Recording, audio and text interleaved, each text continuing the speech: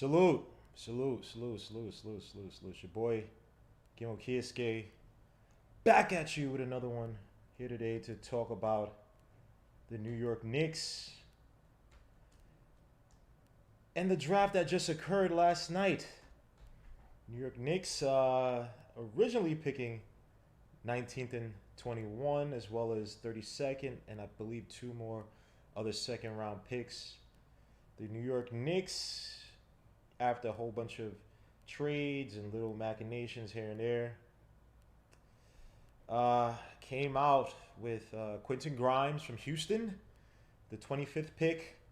Came out with my son, Miles Deuce McBride, out from West Virginia.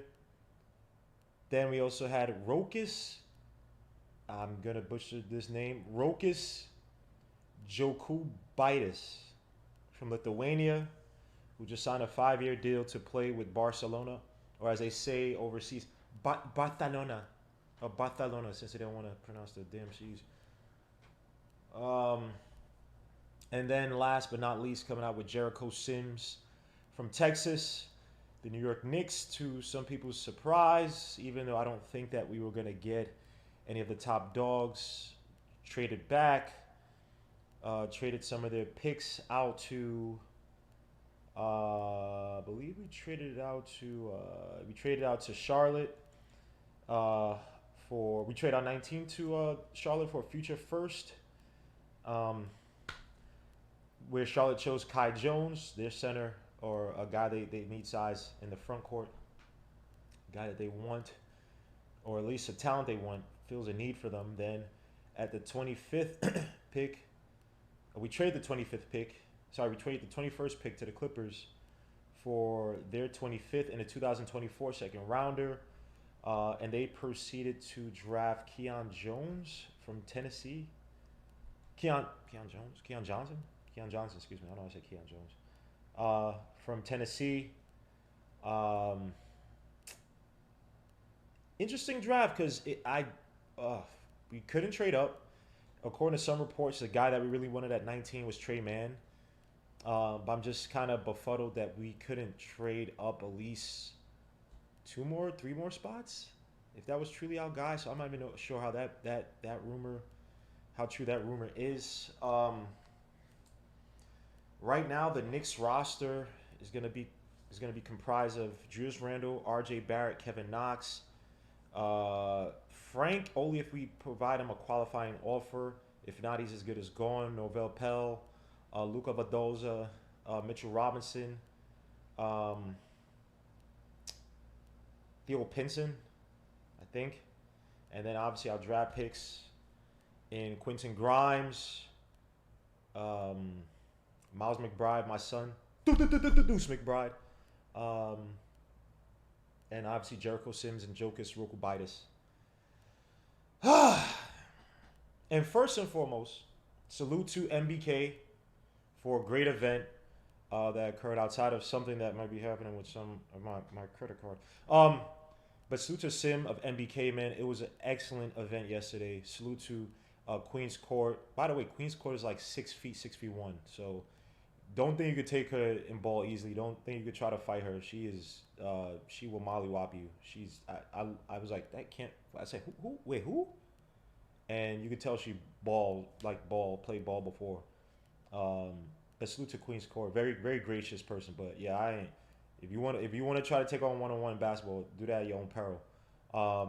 Salute to Tony Kroos of Knicks and Bruises, man. Did a great job helping out Sim, especially the day before. Salute to why am I drawing a blank? Isaiah was there, even though he's not a content creator. Salute to the Entertainer. Entertainer was clean up at them freaking blackjack table. Salute to Entertainer, man. Cool, very cool dude, humble dude, man. Loves his Heinekens, that is. And I know I'm missing some other people that were there, and I apologize. I met Ron, I believe Ron Cohen. I might be wrong, but I believe I met Ron Cohen. Some dude, he's like, yo, man, I used to hate what you say, but man, when you sit back, it's like, I'm like, yeah, don't worry about it. Everybody hates what I says, man. And down the line, they're like, oh, he had a point, but screw him. I hate his voice, but so it's always understandable. Ron, salute, man. Met a lot. Eddie Ray. not forgetting my dude, Brolic dude. He says he loved the Doom ass man. Salute to him. I apologize. I'm missing our names. I apologize big time. Um, and it's just my my brain is scattered. Salute to my guy Anthony Dunbar, aka Black Mafia, aka Black Organized Business. That guy, he is smooth, man. He was born in the wrong era, man. That guy is definitely some type of like mobster boss in another life, man. That guy, cool as ish, man. Salute to my guy Anthony D, man. Much love, much love, much love. But yeah, Sims event, man. Oh yeah, and also Julito McCullum, obviously of the Wire fame, very extremely humble dude, man. Doesn't even like talking about. Not say he doesn't like talking about Wire. He doesn't even like talking about his role. Entertaining to even know that he was, of the Wire, man. Very humble dude, man. Please go subscribe to his channel, man. Very talented dude. And by the way, I asked him for a short. He did a short film. He was telling me about yesterday, and I'm going to shout that out right now, and I'm gonna watch it either today or tomorrow. I came back here like dumb late or dumb early in the morning. Thanks to Isaiah for dropping me off, but and the movie is called. Please go to and support. It's called God Bless You. Julito McCullum, JULITO MCCOLLUM. Julito McCullum. Please go subscribe to his channel. Go check him out. Very talented dude. And I'm just telling some people that I dropped the invite in the Twitter, so please go check your Twitter. So let me just go through a few things before we get started. First and foremost, salute to everybody here, man. Alton Lee, Jermaine Royce, Royce 59, Keyshawn B, salute my guy. UBG, salute my guy. Hold on, let me just mute this real quick. Oh, he's muted. All right, cool. Thank you. Foy Trey, salute my guy. Kaiser Sose, salute my guy. Kaiser Sose says Knicks get an F for that draft. Chet Nick, salute. Yes, I met Chet Nick. I apologize. Salute Chet Nick, man. These guys are mad humble, man. When you meet these guys, man. Salute to all these guys. And people complain that look, with the draft yesterday, I think we were all having fun.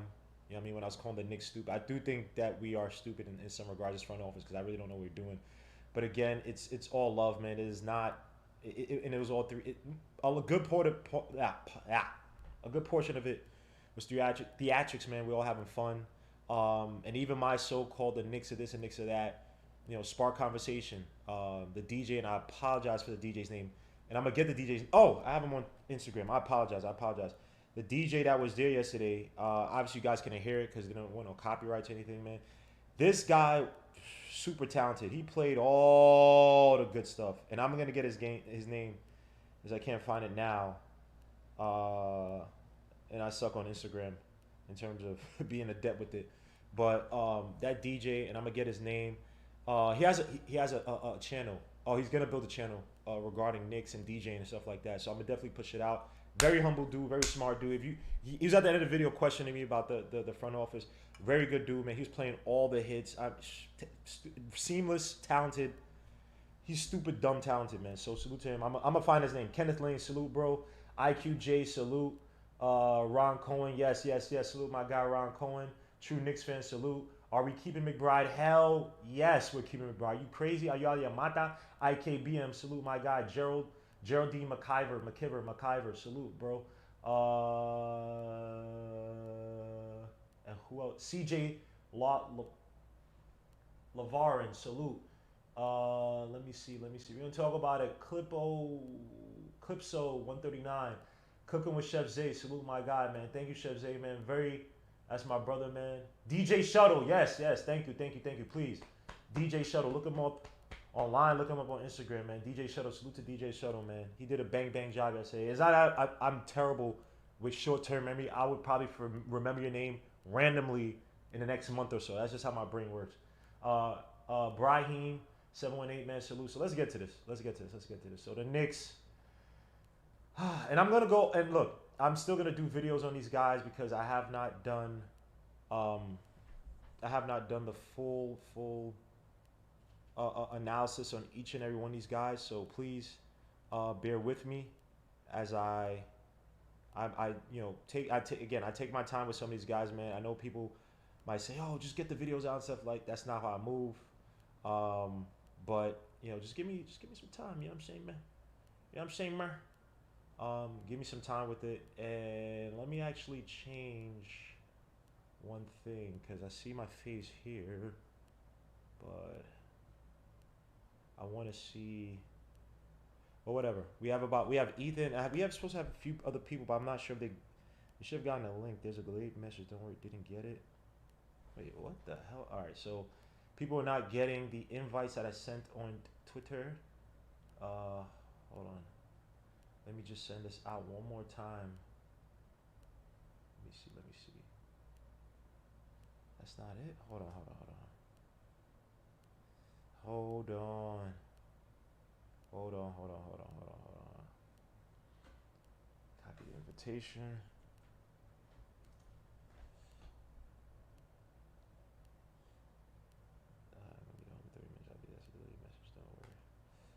All right, so I've sent the links out. I got Ethan in the building, and for some reason I can't get my ugly face to show on the Zoom as I talk to you guys. But let's get to it. Hold on, just give me 2 seconds as I fix this.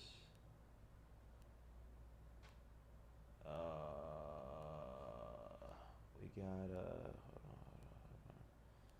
Trying to start my video. Failed to video. This computer, I had it working perfectly last time, and now it doesn't want to show my ugly face on the Zoom call. So you're just gonna see my logo. All right, so I'm gonna let Hinton in, and we're gonna break this down a little bit. Ethan, you go mute yourself if you want. I'll ask them mute you, and let me transition. Salute, guys. How you guys doing? What's good? What's good? Ethan, you there? What's up? Can you hear What's me? up? Yeah, I can hear you. I can hear you. Got All right, Hinton in what's the up? building with the What's good, with the everybody? hat, looking like Memphis Bleak with the hat all the way down low, almost blocking his eyes, man. But happy that you guys are here. Let's break down these guys, man. So first and foremost, let me get your initial thoughts on the draft before we go player by player. And I'm only gonna do the first two players because Jokers haven't done enough research on, so I don't want to come off phony. And then Jericho Sims is the same too, even though I have a good feeling about Jericho Sims. But I could do Hinton, someone. how do you feel? What are your initial thoughts? Initial overview thoughts on the Knicks draft. What happened yesterday? You want to go first, Ethan? Oh no, you could go first. All right, cool. I'm just, I'm not mad at the players they got. I'm mad at how the process happened with just 19. So, I just think they botched 19 Hundred so percent. bad. So, Grimes, I'm okay with. We know Rokas is a draft and stash, probably. He's probably not going to come over here. McBride, we like McBride, back in the college season, we both went back and forth, and I remember he's a clutch player, and I know he plays defense, he has a long wingspan, so, he's going to be good. And then remember, I was the first one to say Jericho Sims was a sleeper, so, wow, during the season. So, I'm happy with it. I'm just mad they botched 19, I texted you about the plan that happened, and I think they panicked in a way, but they traded back and got their guy, but he was the guy they wanted at 32. So they got him at 25. Ethan?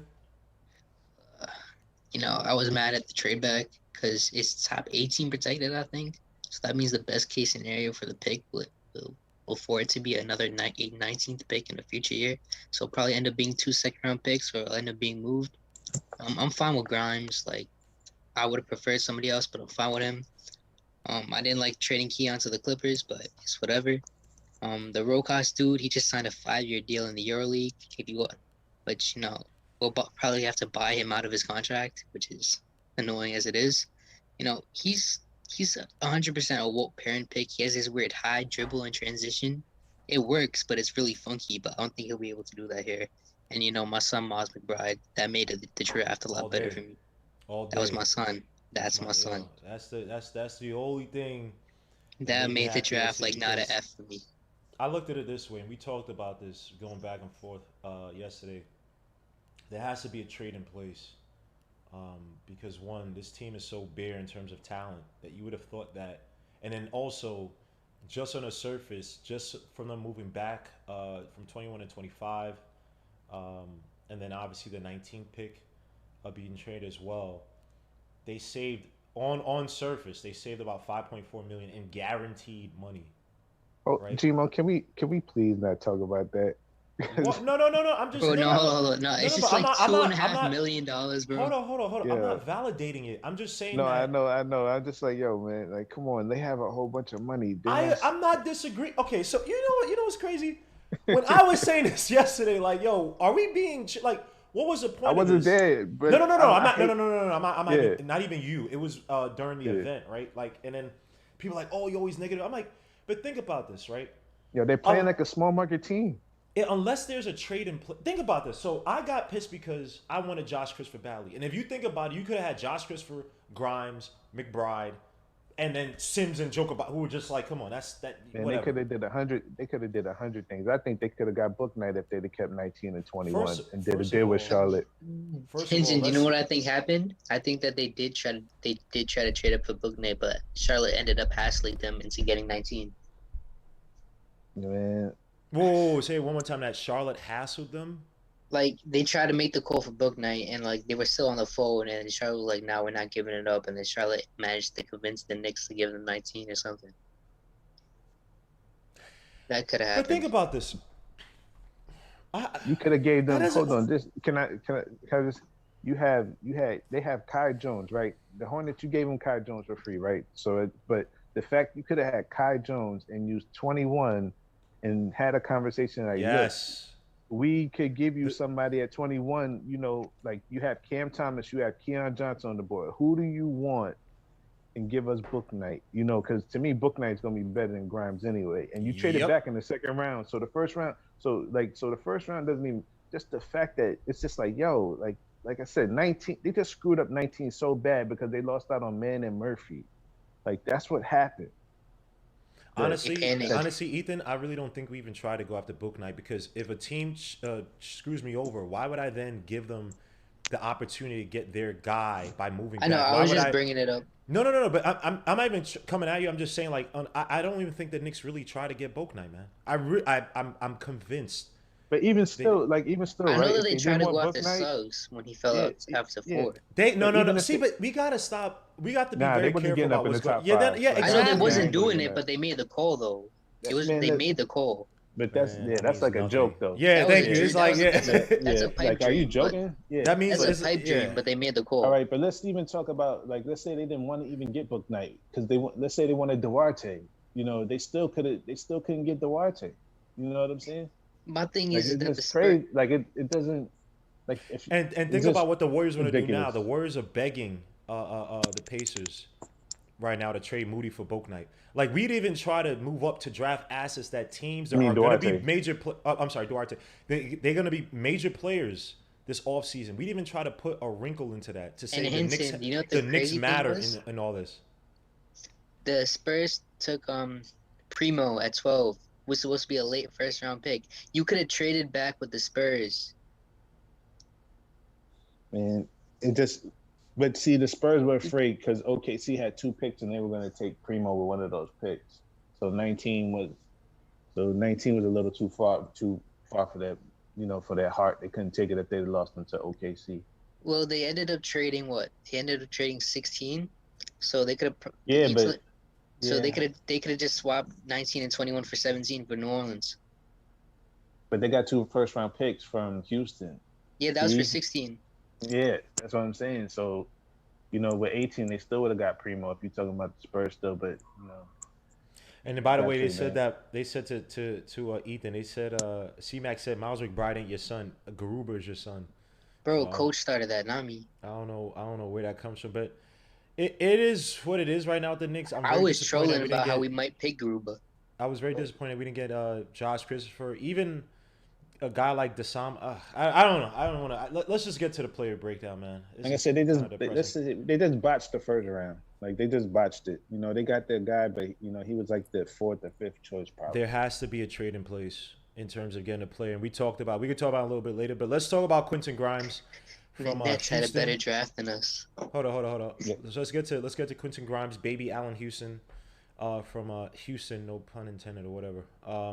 Last year he averaged 17.8 points, 2 assists, 5.7 rebounds, 1.4 steals, 40% from the field, 40.6%, but 40.3% from the three-point line, 78.8% from the stripe. If you know about him, he's played with Bill Self at Kansas, ran into a lot of just fit issues with the team, given Bill Self's so-called meticulous offense. He kind of didn't fit into it, had some issues. Came last year, or the year prior, to Houston, blossomed, especially this year. Some of the things, at least in my preliminary research, that you see from him, he's an adept three-point shooter.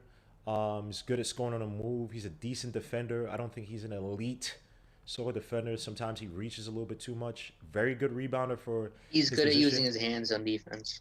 Good rebound. Yeah, he takes a lot of gambles though, and then decent off the dribble. Some of the negatives: he lacks an elite first step. He's not an elite ball handler.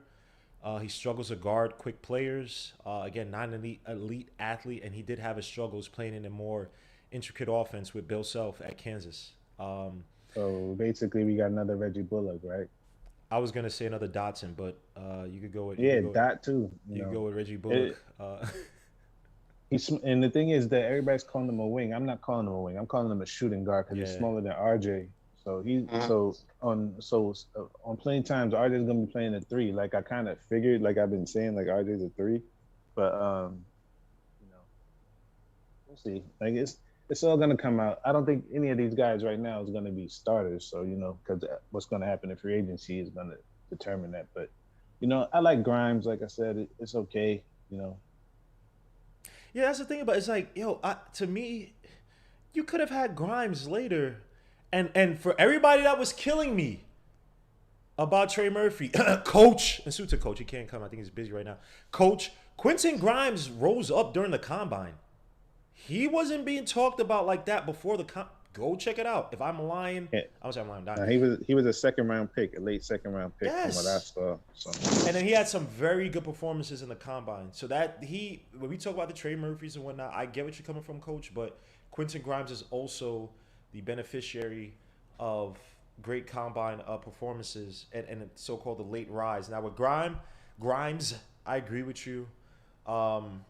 It's going to depend on the point guard we get. I guess RJ will move to the 3 if Grimes ever becomes a player. But then that means we're paying 4 for 47 to Bullock? Like, oh, Lord Jesus Christ. I would not bring Reggie Bullock back, but that's just me. I wouldn't either, but it's going to happen.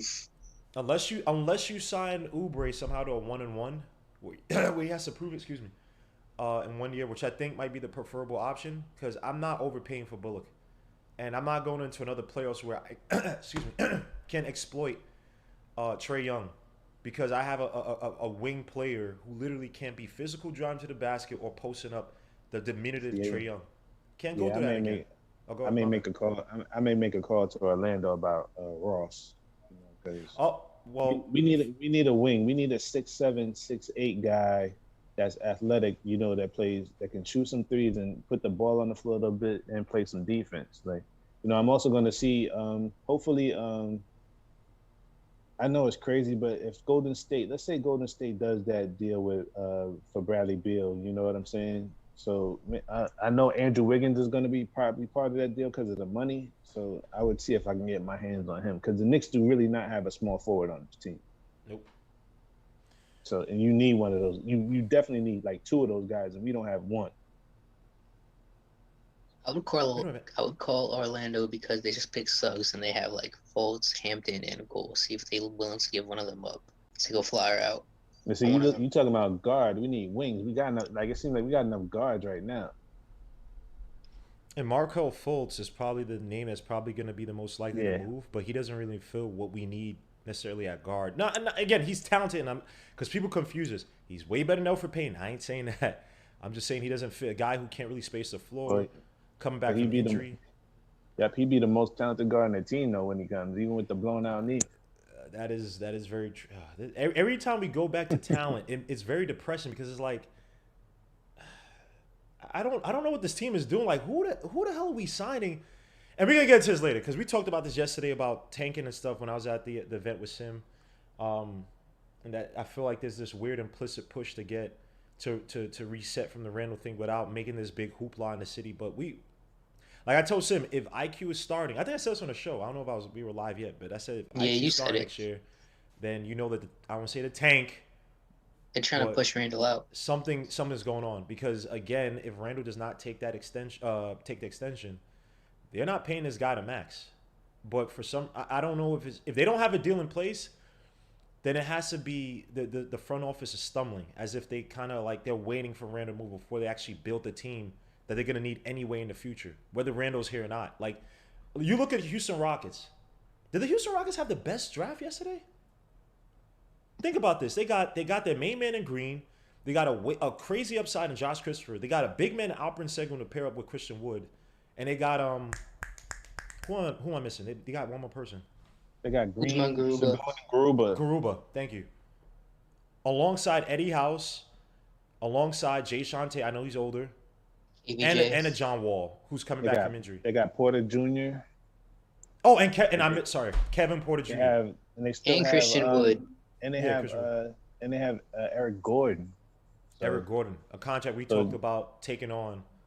And again, I said that yesterday. The Knicks need to be in the business of that, taking on bad contracts, right? When I talked about the Kevin Love thing, take on a bad contract, get another first, get assets for the future.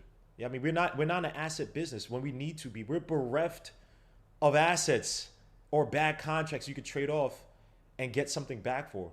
And it's like I know people talked about, we called this, we called that. I'm not convinced we really called for anything yesterday.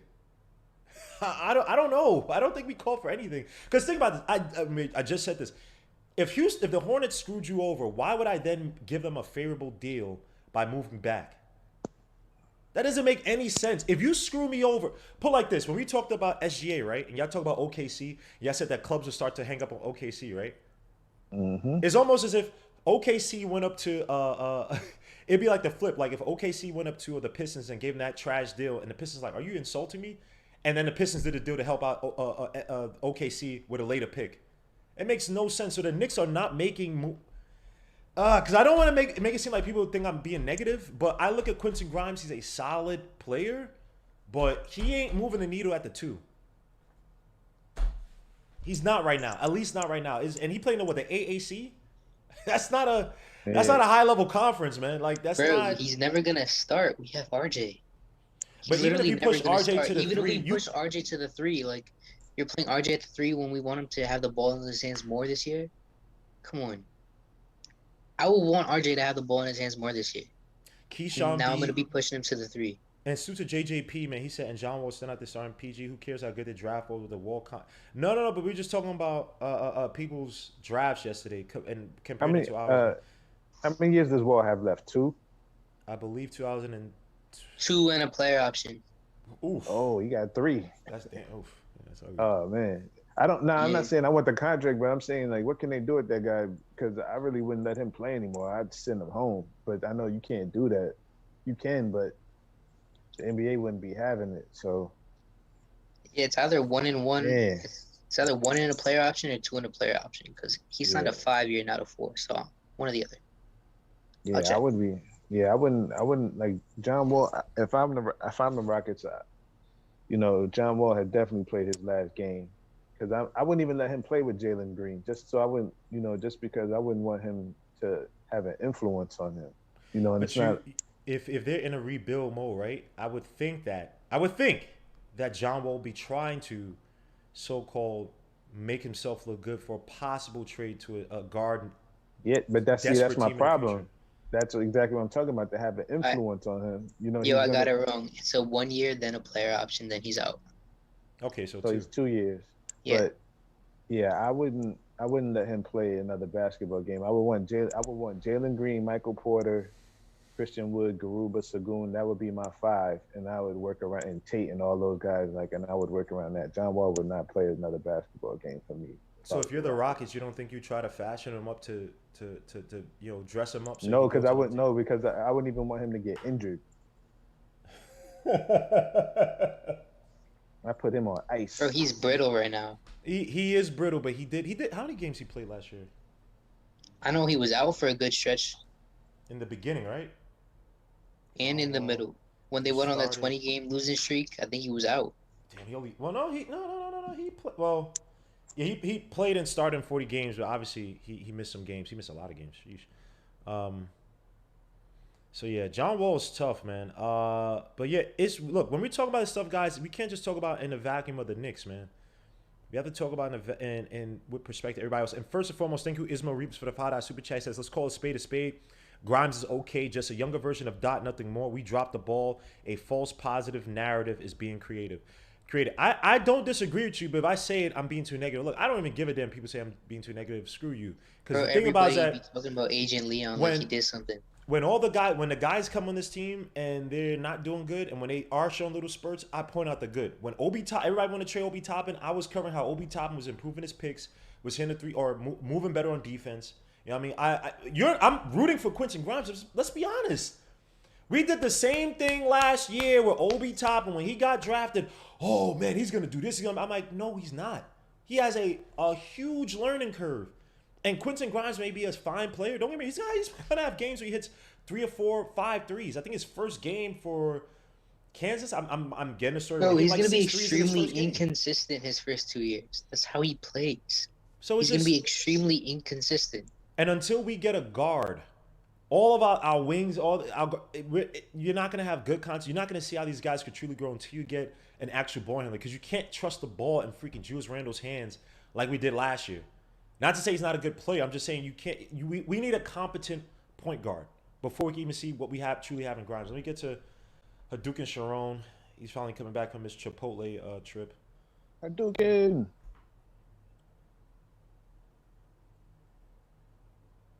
Hadouken, you hear us?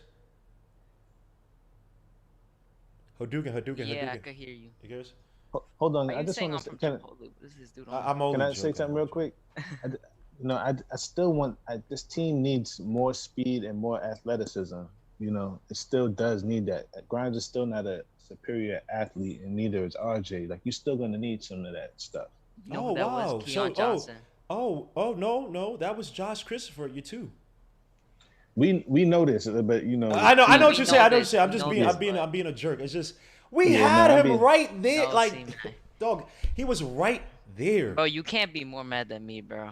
What, are you serious? Man, listen. I like Josh Christopher from the beginning of the season when I called him a young Donovan Mitchell. Combined are like so much more than everyone else, because it's like I don't think people understood. Like I've been saying so much that he's gonna go higher than everyone expects. Like there was no way he was dropping to 30. Like it really made no sense. Like I would have easily picked him at 21 over Keon Johnson if they didn't want Keon Johnson.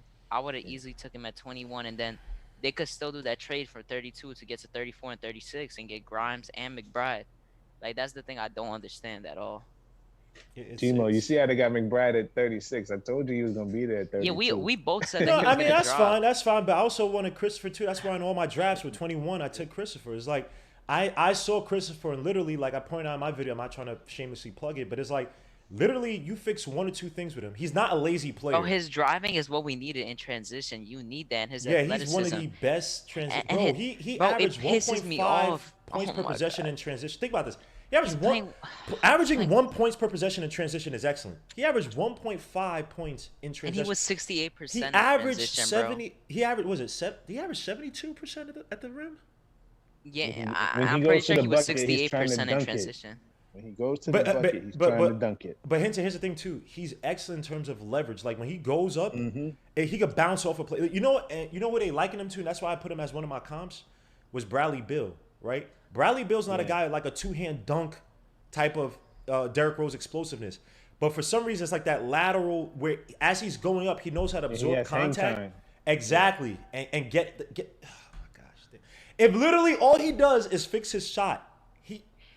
All right, Keyshawn. Forget it. Keyshawn said I didn't want to wake up this morning. Yeah, I woke up and I didn't want to wake up, but I was so mad, so I will say this. I'm not even gonna lie, man. I won $700 at the crab stable yesterday. Yeah, I know you were playing that that weird dice game. Yo, bro, why are you talking about a weird? I'll teach you. Like it's the yo. Yeah. Let me learn craps. I need. Oh, to learn I craps. didn't We say y'all. in the No, Oh, $7 I on the table. I saw it before, but it's Nah, like yeah. it's still weird to understand. All right, real quick, But that's because I gotta share. I'm gonna send you out a video real quick. Or No, you you gotta. already sent it. You already sent I it. sent it to you. All right. Yeah, I if just you didn't if you watch did it. not read the video and download the app yourself, because I'm not. And if I'm lying, Julito was right there with me, and he saw all the all the chips I was stacking up. He's like, yo, dude, like. And so if y'all think I'm lying, go ask Julito McCullum. I got my money this morning. I deposited like 90% of it in the bank. I was like, I ain't trying to get robbed or none of that. By the way, my damn credit card. Someone tried to hack into my damn credit card. So y'all trying to screw me before I go to Vegas. Screw whoever did that. And I have a feeling. So I already sent it up to some people.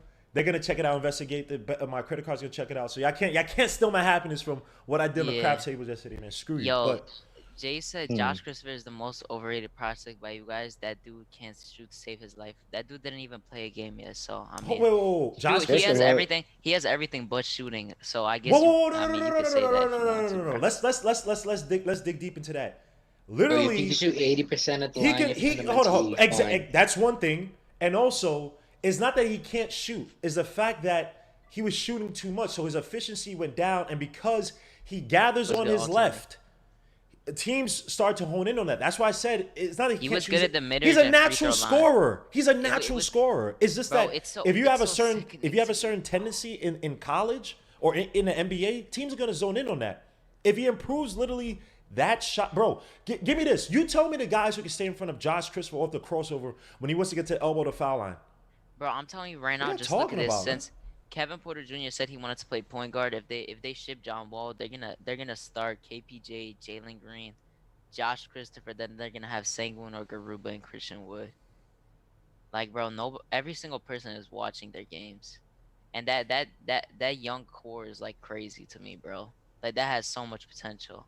And here's really the thing too. insane Here's to the me, thing bro. too. I'm so mad, bro. Here's the That thing should be too. us. Here's the thing too. The Knicks have to also I'm be so in mad, bro. the Knicks have to be in the business that, and this is what I'm scared about with this front office. Even if we're trying to make a trade, right? I'm scared this front office doesn't realize you have to get assets on here to build up, so you're not giving up 3-4 first round draft picks. If I have a Josh Christopher, he becomes if he becomes J.R. Smith, and not in terms of attitude, whatever, but a J.R. Smith type player. Some other team I say, all right, there's upside in him. The kid is what at the time you trade him is what 20. I don't know, he's 20 years old, 24 or whatever. If you build him up 23 even, right? If you want to go and get the next, I'm just making stuff, Devin Booker, MPJ, whoever you want to get, you build up the assets so you don't have to give up a crap load in the future. So we didn't make ourselves important in yesterday's draft at all in terms of how other team.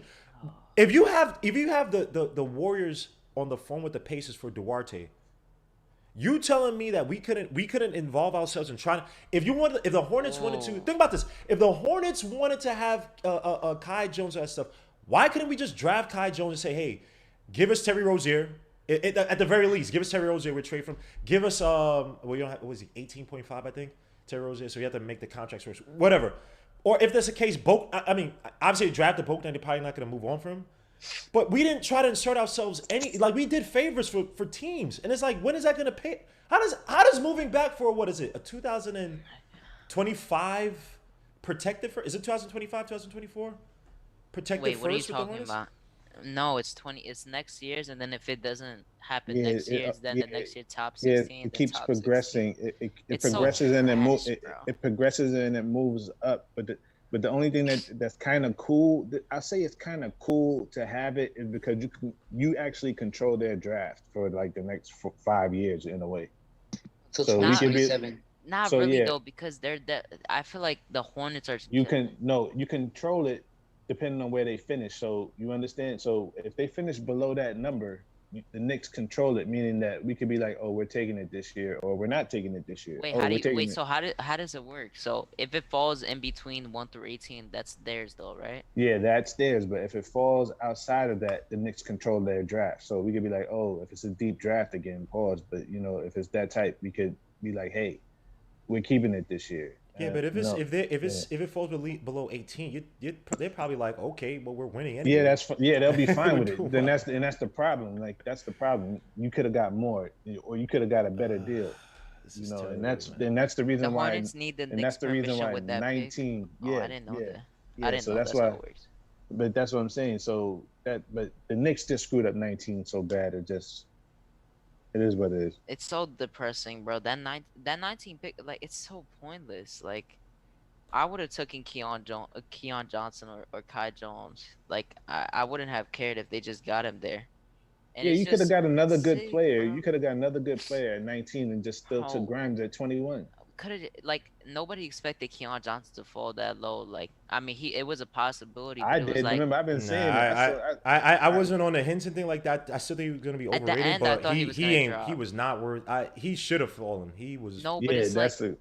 I think the Hornets wanted him, not- bro. I think bro, we could have. If the Hornets won him, they should have took him at 11 though. No, because they have Book Night there, and I think they were But, going best but I'm available. saying like Keon was still there. Remember, he was an early, Bro, I early, wanted he to was in trade the lottery. I don't understand that though. So Keon well, I and mean, Kai granted, Jones. Graham is gonna go away. Or sorry, Graham's gonna be restricted free agent. Terry Rozier has one more year in his contract.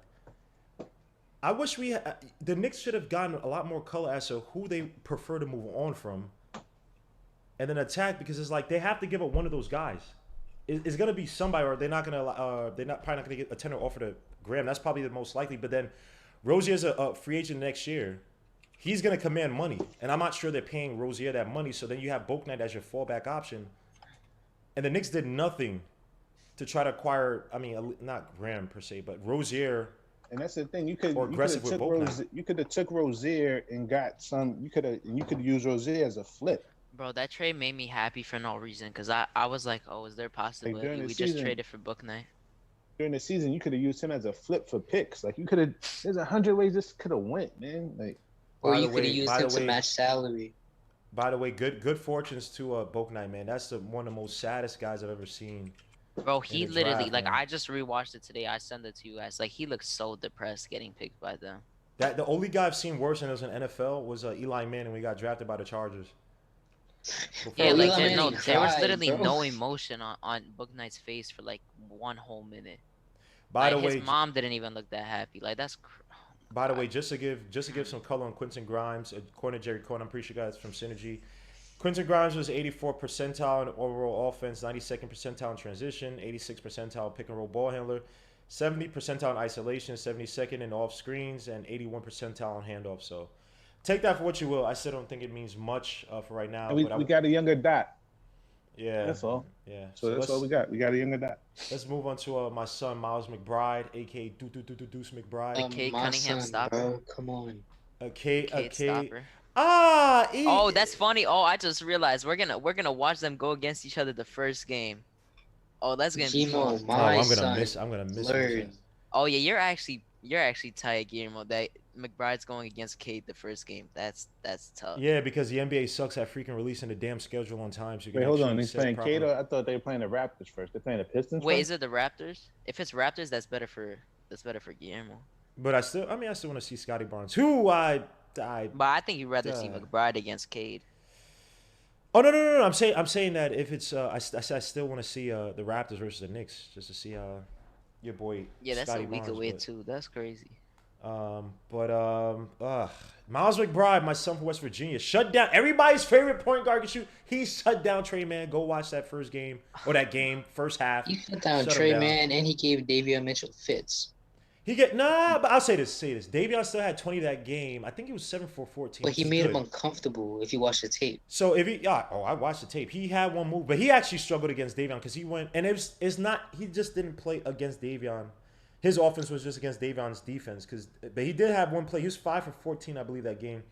And Davion, he backed down Davion in the post. So he's not like he plays pause He bigger plays than his post size. ball. But he He plays plays. bigger than his size. Like he's a bulldog. Like he's Kyle Lowry. Like that's why I said a defensive Kyle Lowry. I think he is that. What do you have? A 6'7" and a He's half. 6'9" 6'9", wingspan. 6'9" 6'9" wingspan. Yeah, I'm sorry, my bad. Like it's that's why I liked him so much. He's so interesting to watch because he can create his own three. He has that step back mid range. He's fearless attacking the basket. And when he has like a dude who is his size or even a little bit smaller than him, he'll take him to the post. And he's a really good playmaker in transition, so he's not like a pure scorer. And this kid is clutch. Like he will. He's not afraid to take the shot. You know. Nope. He's gonna. Yeah. So I'll be right back. this kid is money. Yeah, he's a good shooter, 3-point shooter, 41% from the field. He's a great catch and shoot 3-point shooter as well too. Yeah, this kid is good money. Decent playmaker, solid rebounder for a size. I think 3.9, right? Yep, 3.9 on the screen. High Only thing is level that we know on-ball Tibbs ain't defender, gonna play him. and he's high level in the pick and roll too. Something that we've struggled defending.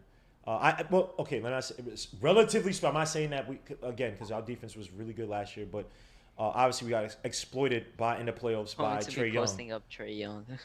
And he's a solid athlete. Again, he doesn't have an elite first step. He's not an elite ball handler. Like he's not gonna cross you over all over the place. He's kind of like one direction, maybe a change of pace here and there. But he gets to spots okay enough. Again, not an elite athlete. And oh wow, I have the wrong negatives. My bad. Oh crap, I have the wrong negatives. I gotta change that up. I have this for Quinton Grimes. So if I remember from the ones I put, hold up, let me put my Photoshop.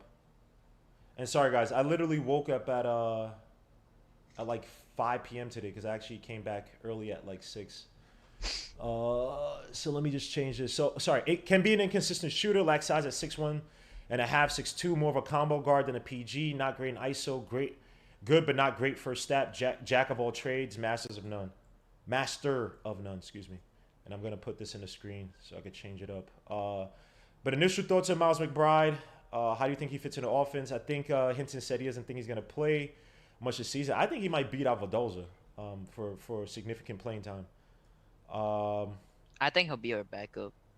Well, then that would be a waste of money on Vildoza. Then, I mean, I don't really. Cheap. He don't cost Yeah, money. that's what I'm saying. You know, then there was no point in signing him unless you're gonna trade him. So.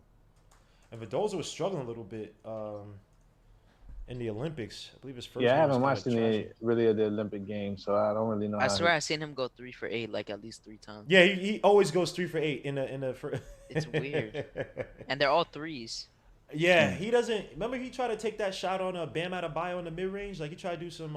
And he got some blocked. step back. Right? Yeah, he got muffed. Like I don't know. Man. Yeah, I don't think he's bad. He just hasn't looked the best in the Olympics. I just think he's all right. I don't think there's anything special about him. Free agency starts Monday, right? The negotiation period. Well, and I think they can start signing on the 6th. Negotiating is already. We started. know. They've already. Yeah, I don't know why they deals in do that. place. It makes no sense. I think it's dumb. Like, this sign. Like, NBA Do you needs to think stop people are this. gonna sign right away? Oh yeah, of course. At midnight, somebody's gonna sign. They Wait, have. so, like, I mean, a few deals have been done by now. When does It's it just you have to happen, wait though? till the Like, draft occurs, right? When does free agency end? It never ends. You know, until the trading deadline. Yeah. It doesn't end because if a guy is just not signed, when the season starts, he's still a free agent. So. Okay, yeah, I was bugging. All right, yeah, so they randomly. Okay. Yeah, I don't know why I completely forgot about that. I thought there was a certain limit. Yeah, it's just the trading deadline, right? Yeah. And also, you have to do the what's the name first, right? So you can get all your guaranteed contracts in before teams start looking out for free agents, right? So I'm just trying to resize this on OBS. So like a team like Dallas, they get their draft picks in, guaranteed money. I think it doesn't. When you talk about luxury, right? It's not going to count against a cap, and then you go after your free agents who may possibly count against the cap. Yeah, the NBA needs to fix their free agency like the NFL. It would be better, or do it. I don't know how they would do it, but they need to fix it because it should be flipped. You should be able to sign free agents before you draft players. No, but it's for them, right? If you're you're just talking about the timing, but I mean, well, yeah. If you're talking about luxury tax implications, right? I mean, it actually just helps other teams, right? If you might have some dumb team that signs a free agent from outside, and if they're over the cap or about to go over the cap, they get hurt, and then if they try to re-sign their guy, right? It's like you want to get all your guys out the way, and then sign guys that might count against the cap, so you have a better feel for like, all right, you sign on a here versus you sign that guy first, and it's like, oh crap.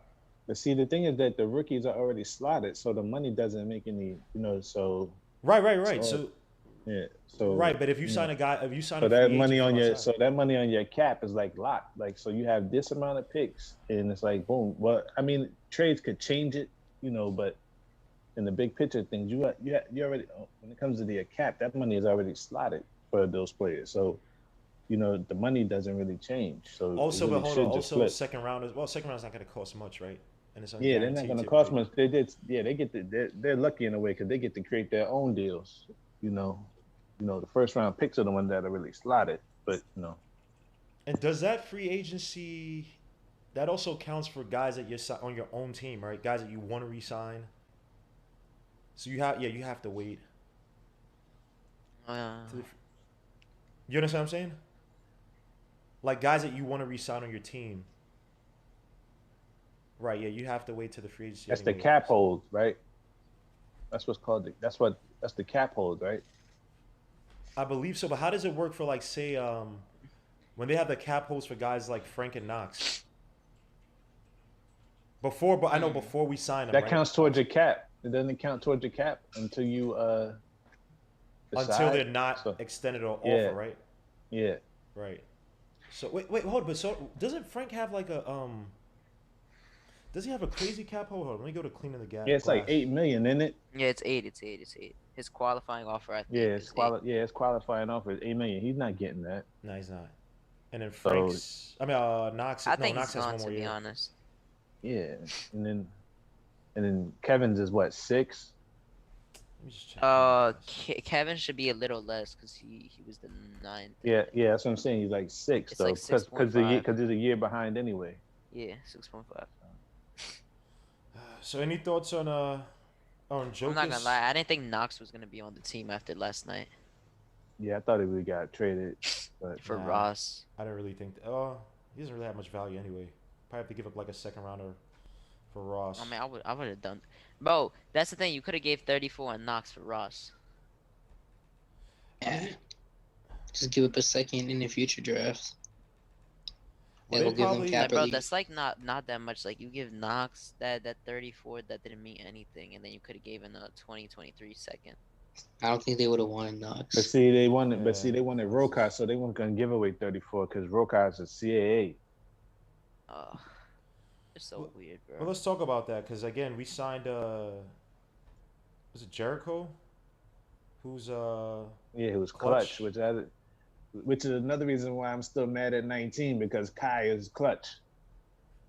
Kai Jones is clutch. We could have taken Jalen Johnson.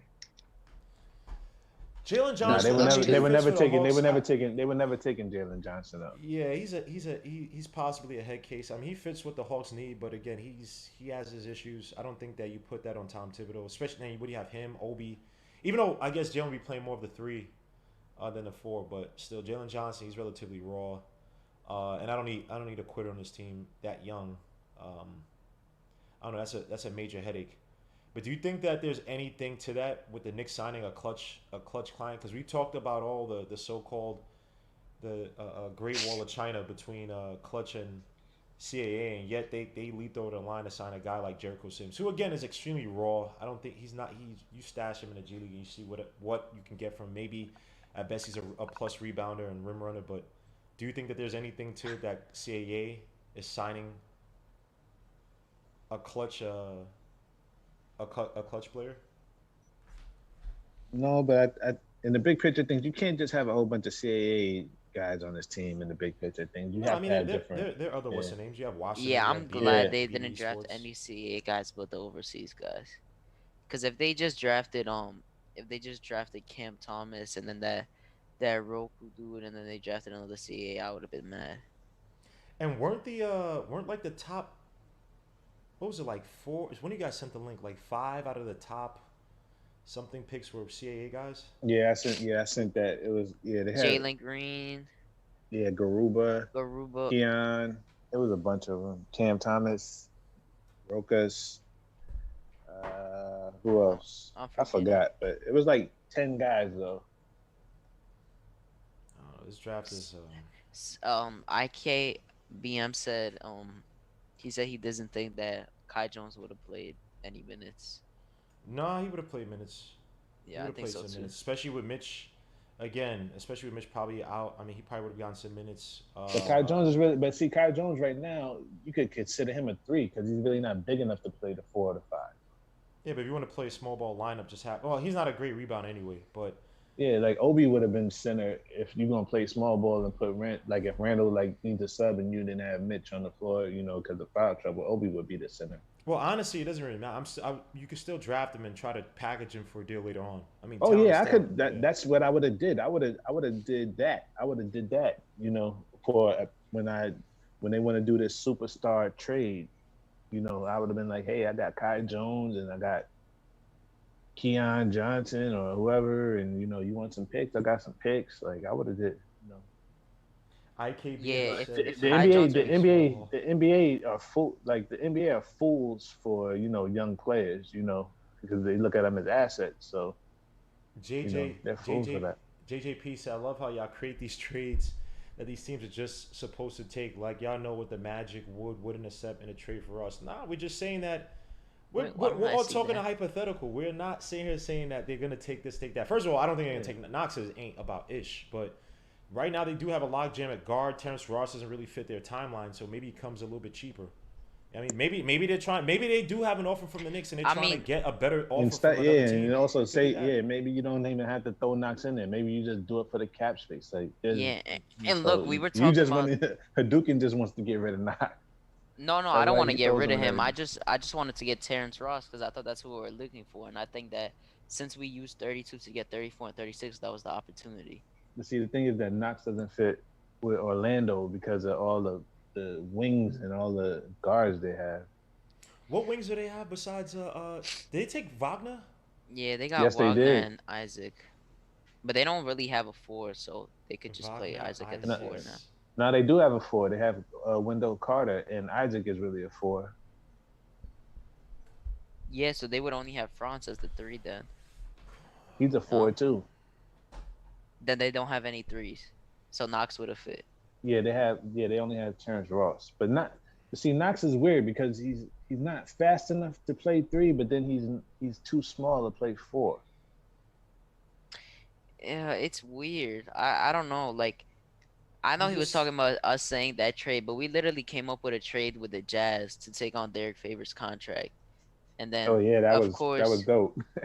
the Grizzlies do that. Yeah, The Grizzlies always just make the trades that we should be making. Like it's so annoying, bro. so we have And we have wait, Leon wait, one Rose. more. The OKC. I'm so pissed that the OKC Thunder, like we had the 19th pick, but they got the 16th pick and traded it for 2 first rounders for the Rockets. Like that's crazy. Like we couldn't get anything from that 19. Like we only got 1 first round. That's trash. Like they got a Pistons 1st round pick and a OKC Thunder 1st round, not a and some other bad team's 1st round pick, and we just got a horrible pick in a 2nd rounder. That's so annoying. I don't know, with this front office, I would have thought that Leon Rose and Brock Aller would have had a better and blueprint they lost. to They attack this lost to Mike. draft. They lost again to Michael Jordan, man. Michael Jordan, RP. Yeah, because Book Night was dropped. I They told lost y'all, again. man, there was a chance he's gonna go out the top 10. And obviously, It he don't just got even taken matter. right away. It doesn't even matter if it's book night. Just the fact that you got hustled out of 19 for free. Kai Jones. Yeah, man. I would have just drafted Kai Jones and held him hostage. Give me something. You want Kai Jones? All right. Give me freaking Rose. Give me something. Like, why would I make a trade to make it easier? Like, how do we benefit from that trade? If they're good in the next few years, that pick really doesn't mean like. I mean, granted, 2023 maybe it might mean something, but that's like that's too much of a needless gamble. It made absolutely no sense. I don't know this because I'm trying to be optimistic because people said it's just like this trade made this draft Yo, I was need people very to stop confusing. saying that we made money from that because I literally don't care. We were still gonna be the number one. You Like say five point money. four million in freaking guaranteed Like I money. really don't. I'd rather have taken a young guy with that. Like, are we being serious, You bro? know how Like, you're come on. talking? You're talking like you're the Pacers. You're talking like you're the Jazz. You're talking like you broke. Exactly. Like we don't need that. Like we're not even gonna get. We're gonna overpay people. Like we don't even need that much money. So let me ask with this, right? Let's get to these hypotheticals. Right now, you have the Kings who just drafted Davion Mitchell. They got Halliburton. Obviously, they were trying to move from Buddy Hield, but the Lakers took Westbrook's contract.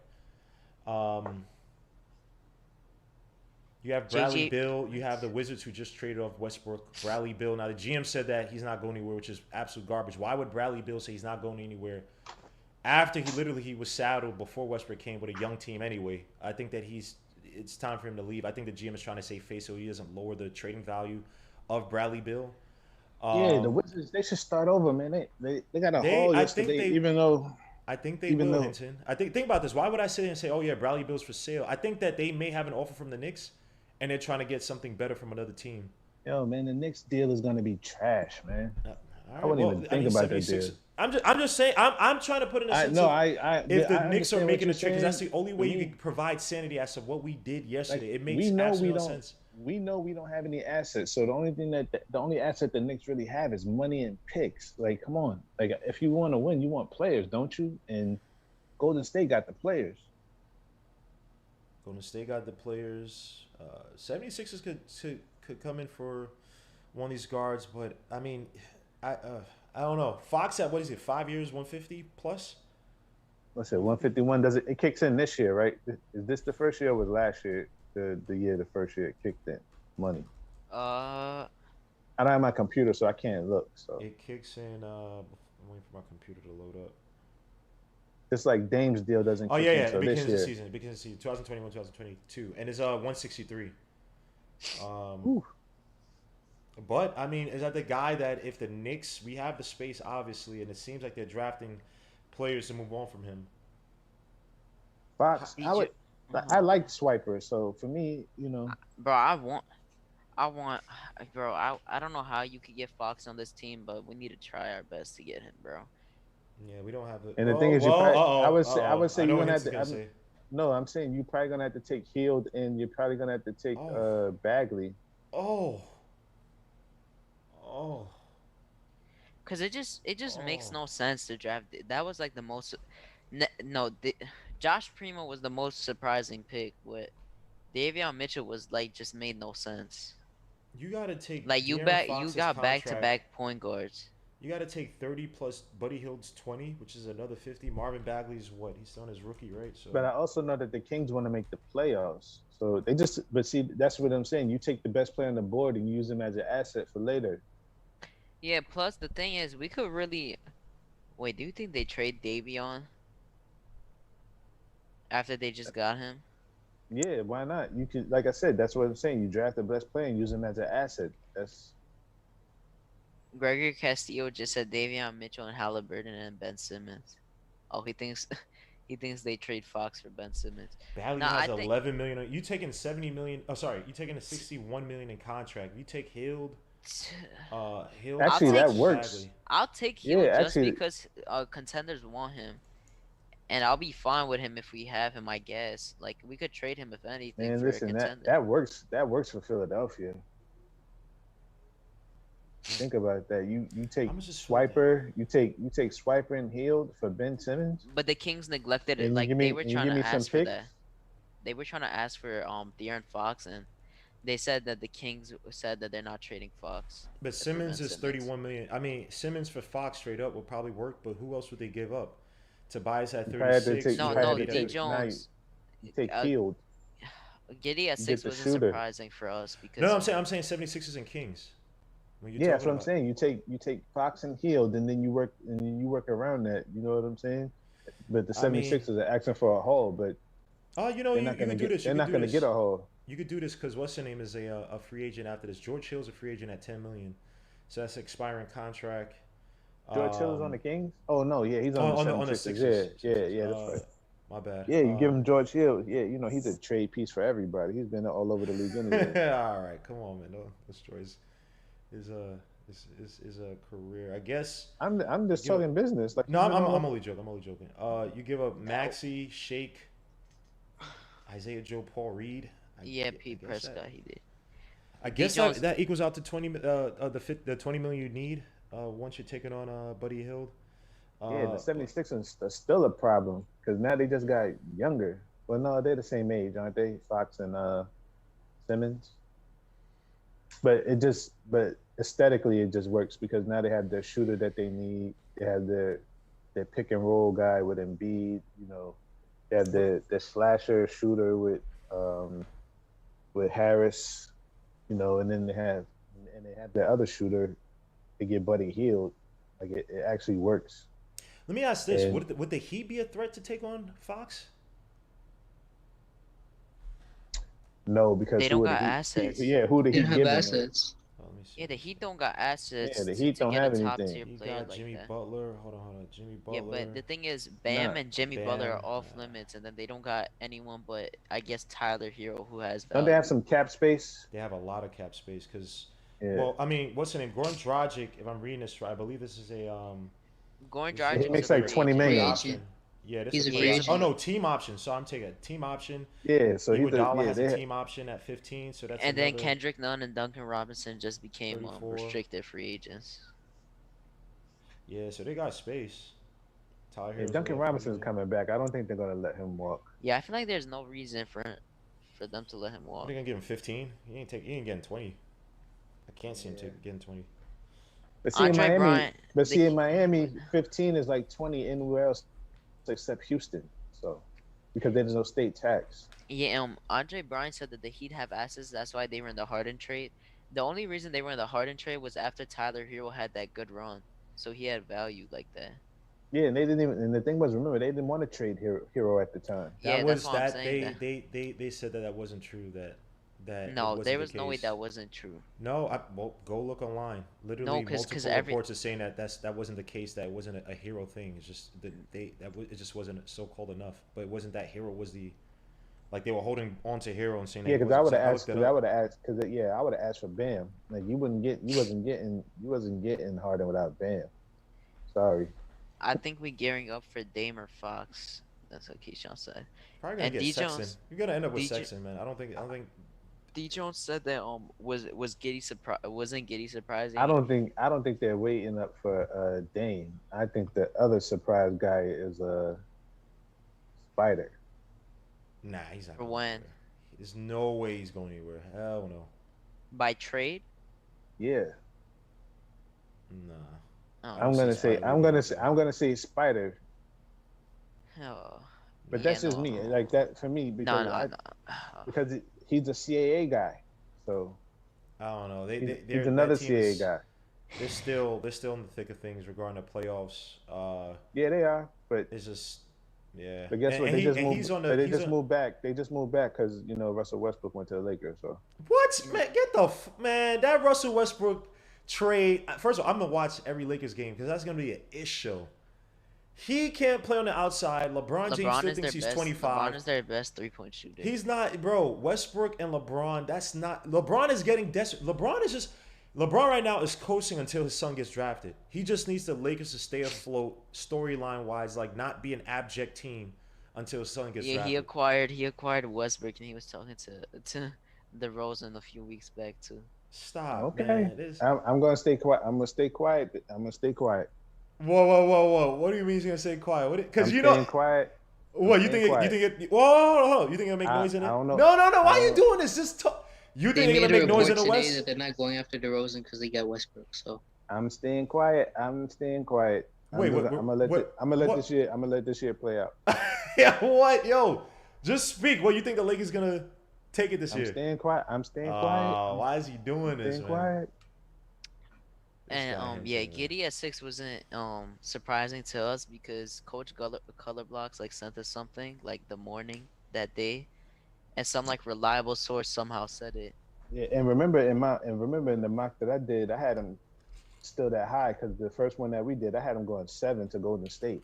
So Yeah, you had him at but like OKC was crazy to me. But some reliable Australian source like he got a text and another reliable guy told him that OKC is taking him at 6 in a live stream. yeah, so And yeah, Coach so sent it to us, and then Andy said he heard the same thing while we were hmm on Discord, and then he got drafted, which is insane. C-Mac said no Hinton talk.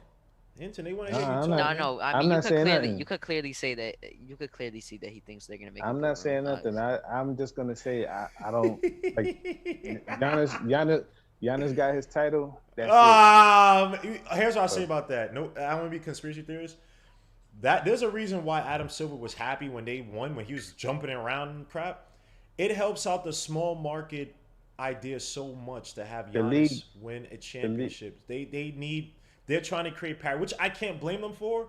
But if you go back to the game, and I'm not trying to be conspiracy theorist, but there's no way you could look at this, the way that Booker and those guys were getting fouled, and not see the discrepancy and be like, that's a foul right there, but didn't call it. And on the flip side, they were getting some calls. Now, granted, again, Booker and the Suns, I'm not saying that it was the 2002 Kings, but this helps out the league so much to have Giannis and the Bucks win. They needed to stop disgruntled guards from disrupting the NBA and forcing unfavorable. Let's think about this. How many times the NBA had to cap for these teams and basically force the Harden trade? You think that the Rockets would have gotten more for Harden? You'd have thought even with the Pelicans, where Dale Demps got pushed out. It's like, dogs, are you serious? The NBA, again, they have an impact because if Harden sat out a year, if Dame Lillard sat out, that does not bode well for the NBA. So they have to push these trades, and it's starting to cost the NBA. Like so it's like, yeah, get these small market teams to win, so we could try to push back against the super team dynamic. So I think that Adam Silver, he go look at him. He was what commissioner is sitting up there? Why? You don't have a stake in these freaking championships regarding whoever wins. You're just happy that you had another profitable season. So. My bad. I mean, cut you off, Hinton. Nah, I wasn't saying nothing. Oh, yeah. Okay, let me see. IKBM, chill Gmo. Booker should have fouled out. Okay, all right. The one where he did foul a dude going up, he should have been fouled out. Russell Westbrook Oh, go ahead. It doesn't matter, though. They lost. So, the foul doesn't matter at this point anymore. Hinton, you don't talk. That means you think Westbrook puts him over the top, over the Nets. The Nets are getting old, too. I'm not saying anything. Like I said, I know how this. I know how it works. So I will say this: they got like 5 people on roster right now. If they do manage to get some shooting around, and let's say LeBron's out for a little bit, Westbrook and AD together will be great.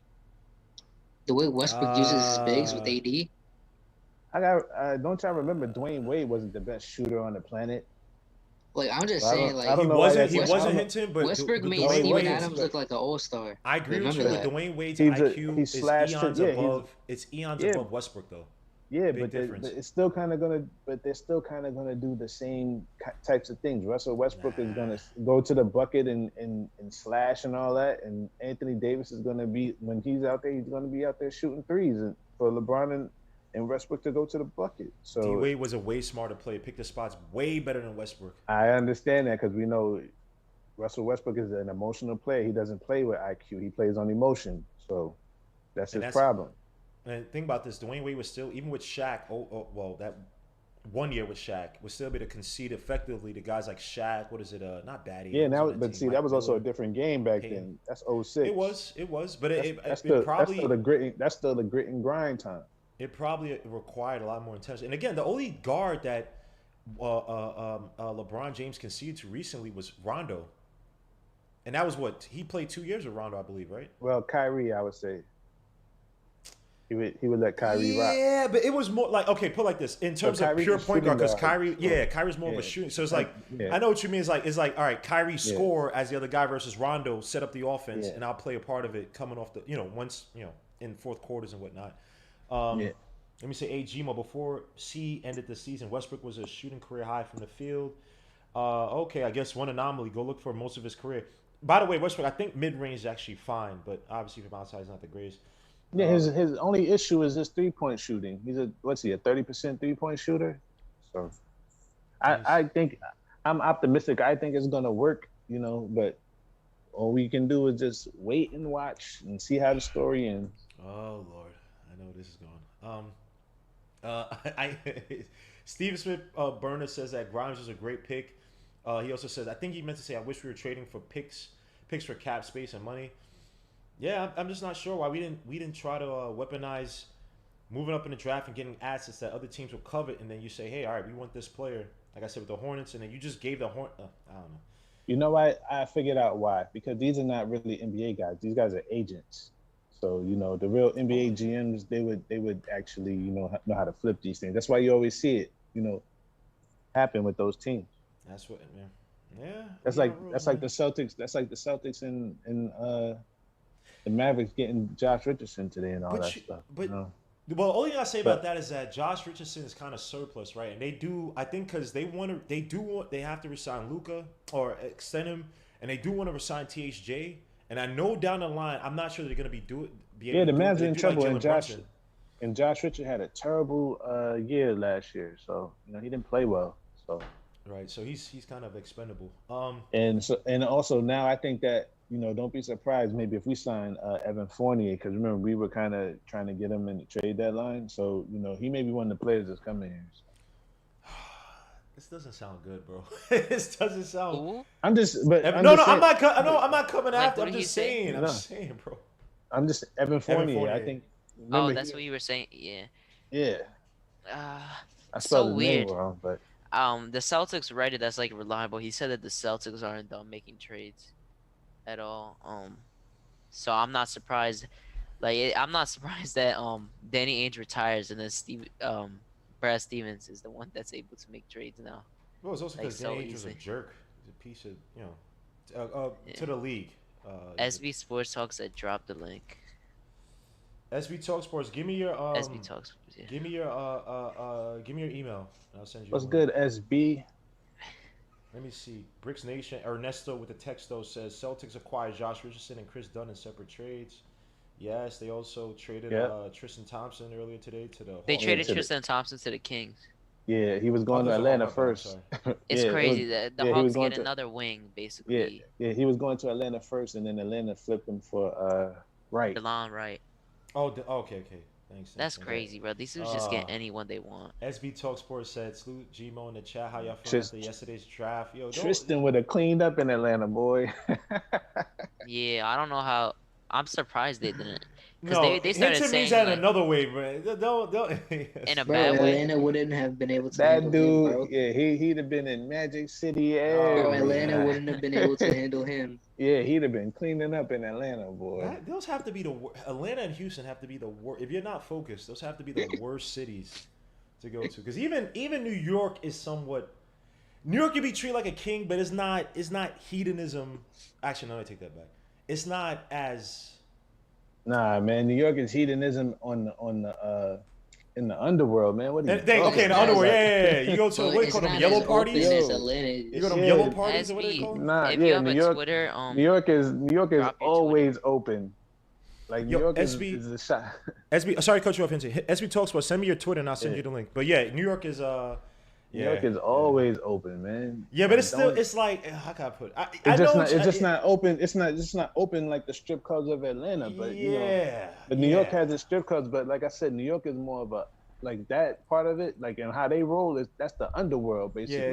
Because they creeping at 3 and 4 in the morning. Yeah, they're going to One Oak. And by the way, we got like 156 people watching. Please hit the like, subscribe to the channel if you haven't already. And I'm still making videos. I still got to do my scouting videos on these guys. So I'll be screwed for most of the weekend outside of tomorrow. So I actually have to do some stuff.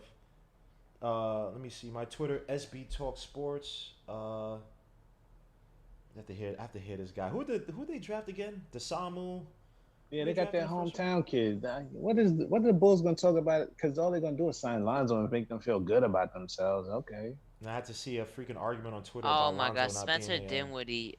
Oh, he just. Oh my God. What happened? Wait, So what'd he say? you know the thing I sent with Bobby Marks, how he said coming soon with the Knicks roster and the point guards available. Yeah. Don't say he's Yeah, talking Spencer to the Knicks. Spencer Dinwiddie quote tweeted it with the interesting emoji. That don't mean nothing because he Oh, overpriced himself. Nah. He Don't overpriced say- himself talking about No, was it that 25 could million? mean something. You don't just No, do that to man, a because Knicks you know fan. why? Nah, because he's a troll. You gotta understand. He's a. I know yeah, he's a troll, but that could mean He's the something. ultimate means Knicks nothing. troll, though. Trust, Yeah, it means with that him, he you and can't also take him the- seriously. I here's heard the he's thing- going to Washington. Here's the Yeah, thing with go SB with Spencer Dinwiddie. He's a freaking idiot. The NBA is not, bro. When money, it's not about. You can't sit there and destroy the options, right? And talk about, oh, I hate this team, F this team, blah blah. I ain't never going to see him because when you get injured, and teams don't look at you the same, you might say, you know what, screw, I gotta get paid. The Knicks can pay, but you do stupid things like that and burn Trust your me. bridges. He's gonna Like- he's gonna get all his money in Bitcoin. Well, Bitcoin's falling, so I don't know about is gonna get in. He's gonna convert a dollar contract into Bitcoin. He's better hope that appreciates. But Yeah. if it ain't appreciating, it don't mean nothing. You just got money in another currency, You gotta Yeah, exchange it in another currency. But that's the type of dude that he is. He'll take all his money in Bitcoin. I don't know. Yeah, hey, God bless him, because you come back from was it Achilles? Not Achilles, ACL. Yeah.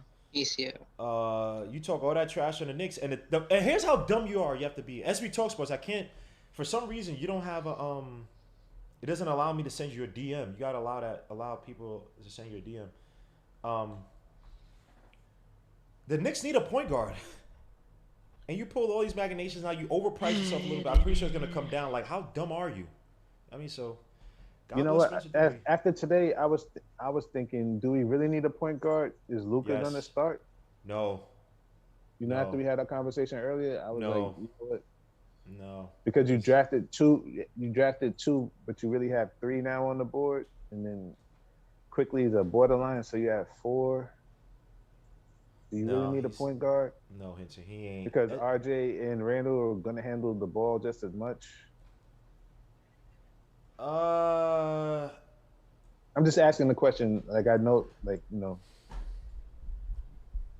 I still think because feel maybe like maybe they see something in Luka that we haven't seen in the practices that he has. I don't know. I haven't watched the games in the Olympics, so I don't know how he's looking right now. So for me, I don't know. So from the few games I watched, right? I think I saw the results of the Spain game, watched the USA game, and I saw another game. I'm drawing a blank. So did he start in those games? He did, right? Because it was Campazzo. No, he comes off the bench. Oh, then he ain't starting for us. Still, yeah, we need to start. He comes off the bench. Oh, they had Campazzo start. My bad. That Campazzo would. All right.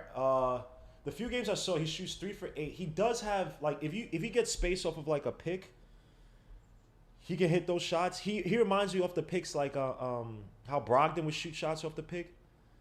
But some of the threes he shot too are just kind of like circus threes, right? He shot one like at the end of a half, before the halftime. He took one fading away. He took one nice on not Anthony Simons. Who's this guy with the Keldon Johnson. Garland? No, Garland. He had a nice little step back 3 on Garland. But he can't create space on his own like that. And the funniest thing is that he could become very dribble happy too. Like, he's not this uber disciplined guy like everybody makes him. I'll say this: he has good court vision, but again, they play a lot more off-ball movement in Argentina or just an international game than the Knicks do. So I don't know about him being like, you know, I don't know how effective his court vision is going to be with the Knicks. We're more of a facilitation off of the dribble drive. So we'll see. I just don't know if he's going to be starting. But let me get your guys draft records, man, before we head out of here.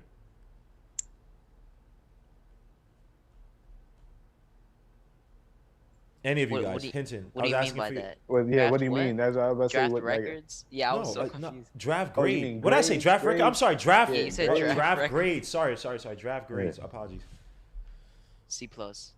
Yeah, I'm gonna say C, because none of these guys are. I don't expect any of these guys to start and play major minutes. No. So I'm gonna say C. C. I gave him yesterday. I gave him a C+, and this is when I was still tipsy. So I'm giving him a C+. I like Miles McBride. I don't like what we could have had even if we just stayed put. I wanted Josh Christopher. I think he's a high upside guy, and you still could have had Grimes and McBride.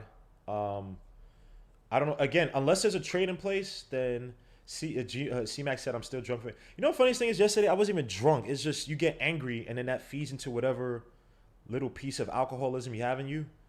That's why they call wine. That's why it's called wines and spirits. Wines is right, and it just brought out whatever. I mean, even though I wasn't too bad, but it is what it is. I'll give these guys a C+.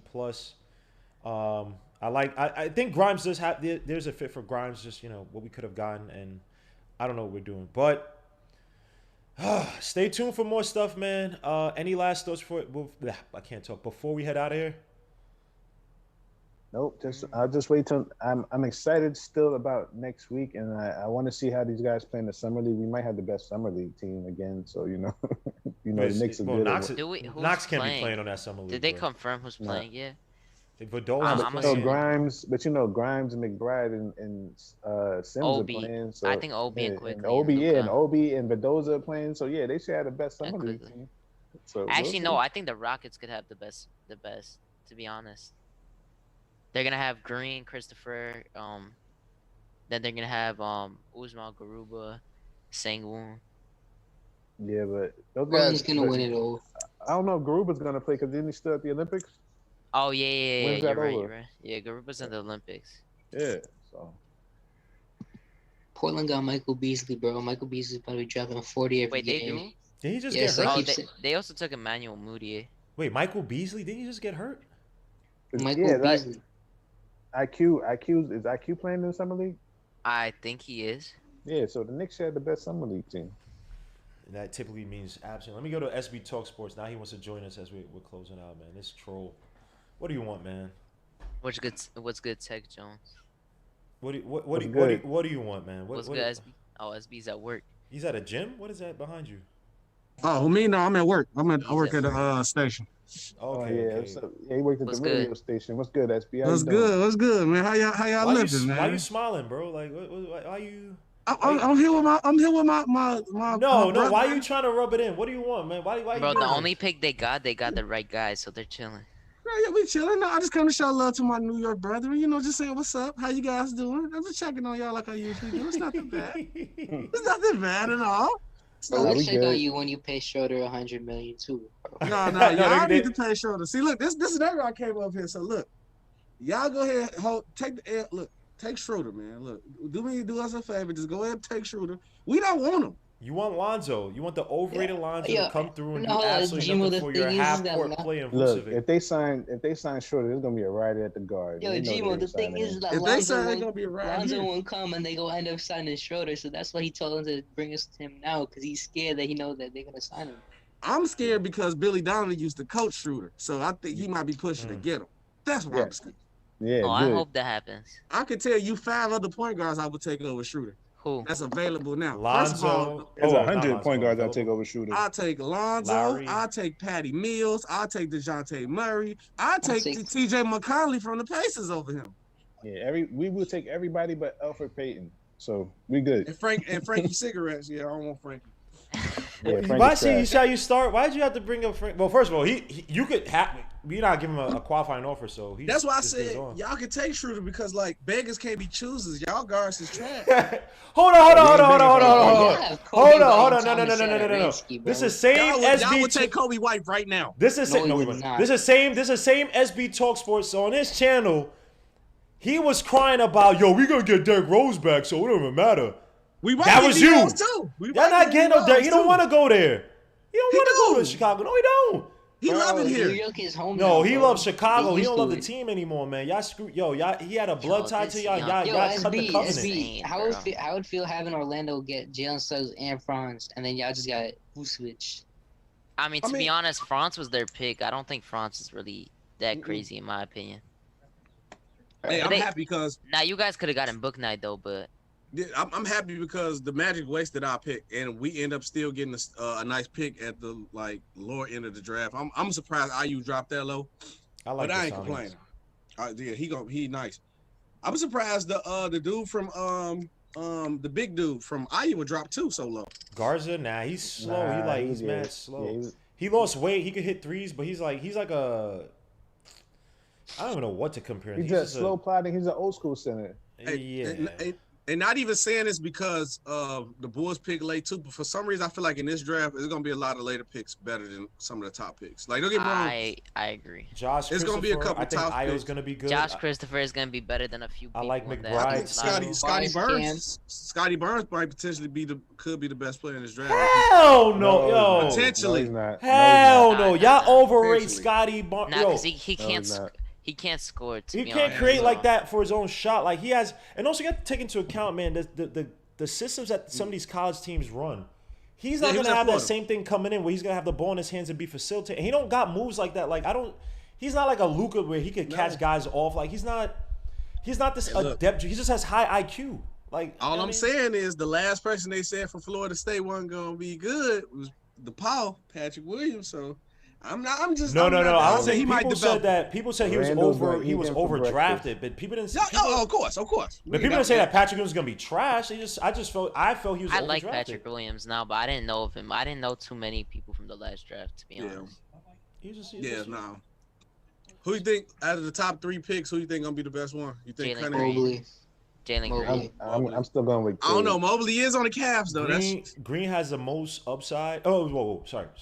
Yeah. Green can be the most explosive, but in the NBA, athleticism, unless you're LeBron James, is a truck.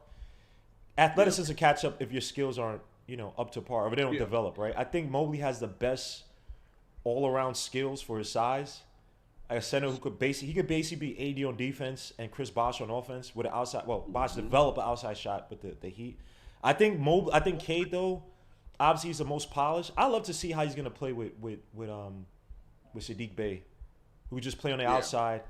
And Isaiah Stewart. And Isaiah Stewart, yeah, and obviously you still have Jeremy Grant. And I love to see a Grant. speedy player alongside. They I also love to got see like a Luka speedy Garza, guard too. alongside Cade Cunningham, man. Like a player who could like offset and then just get to Cade. He Days. plays ISO without like guys double teaming him and giving attention. But I think this draft. Do you think this draft gonna be as good as everybody hyped it up to be? Yeah.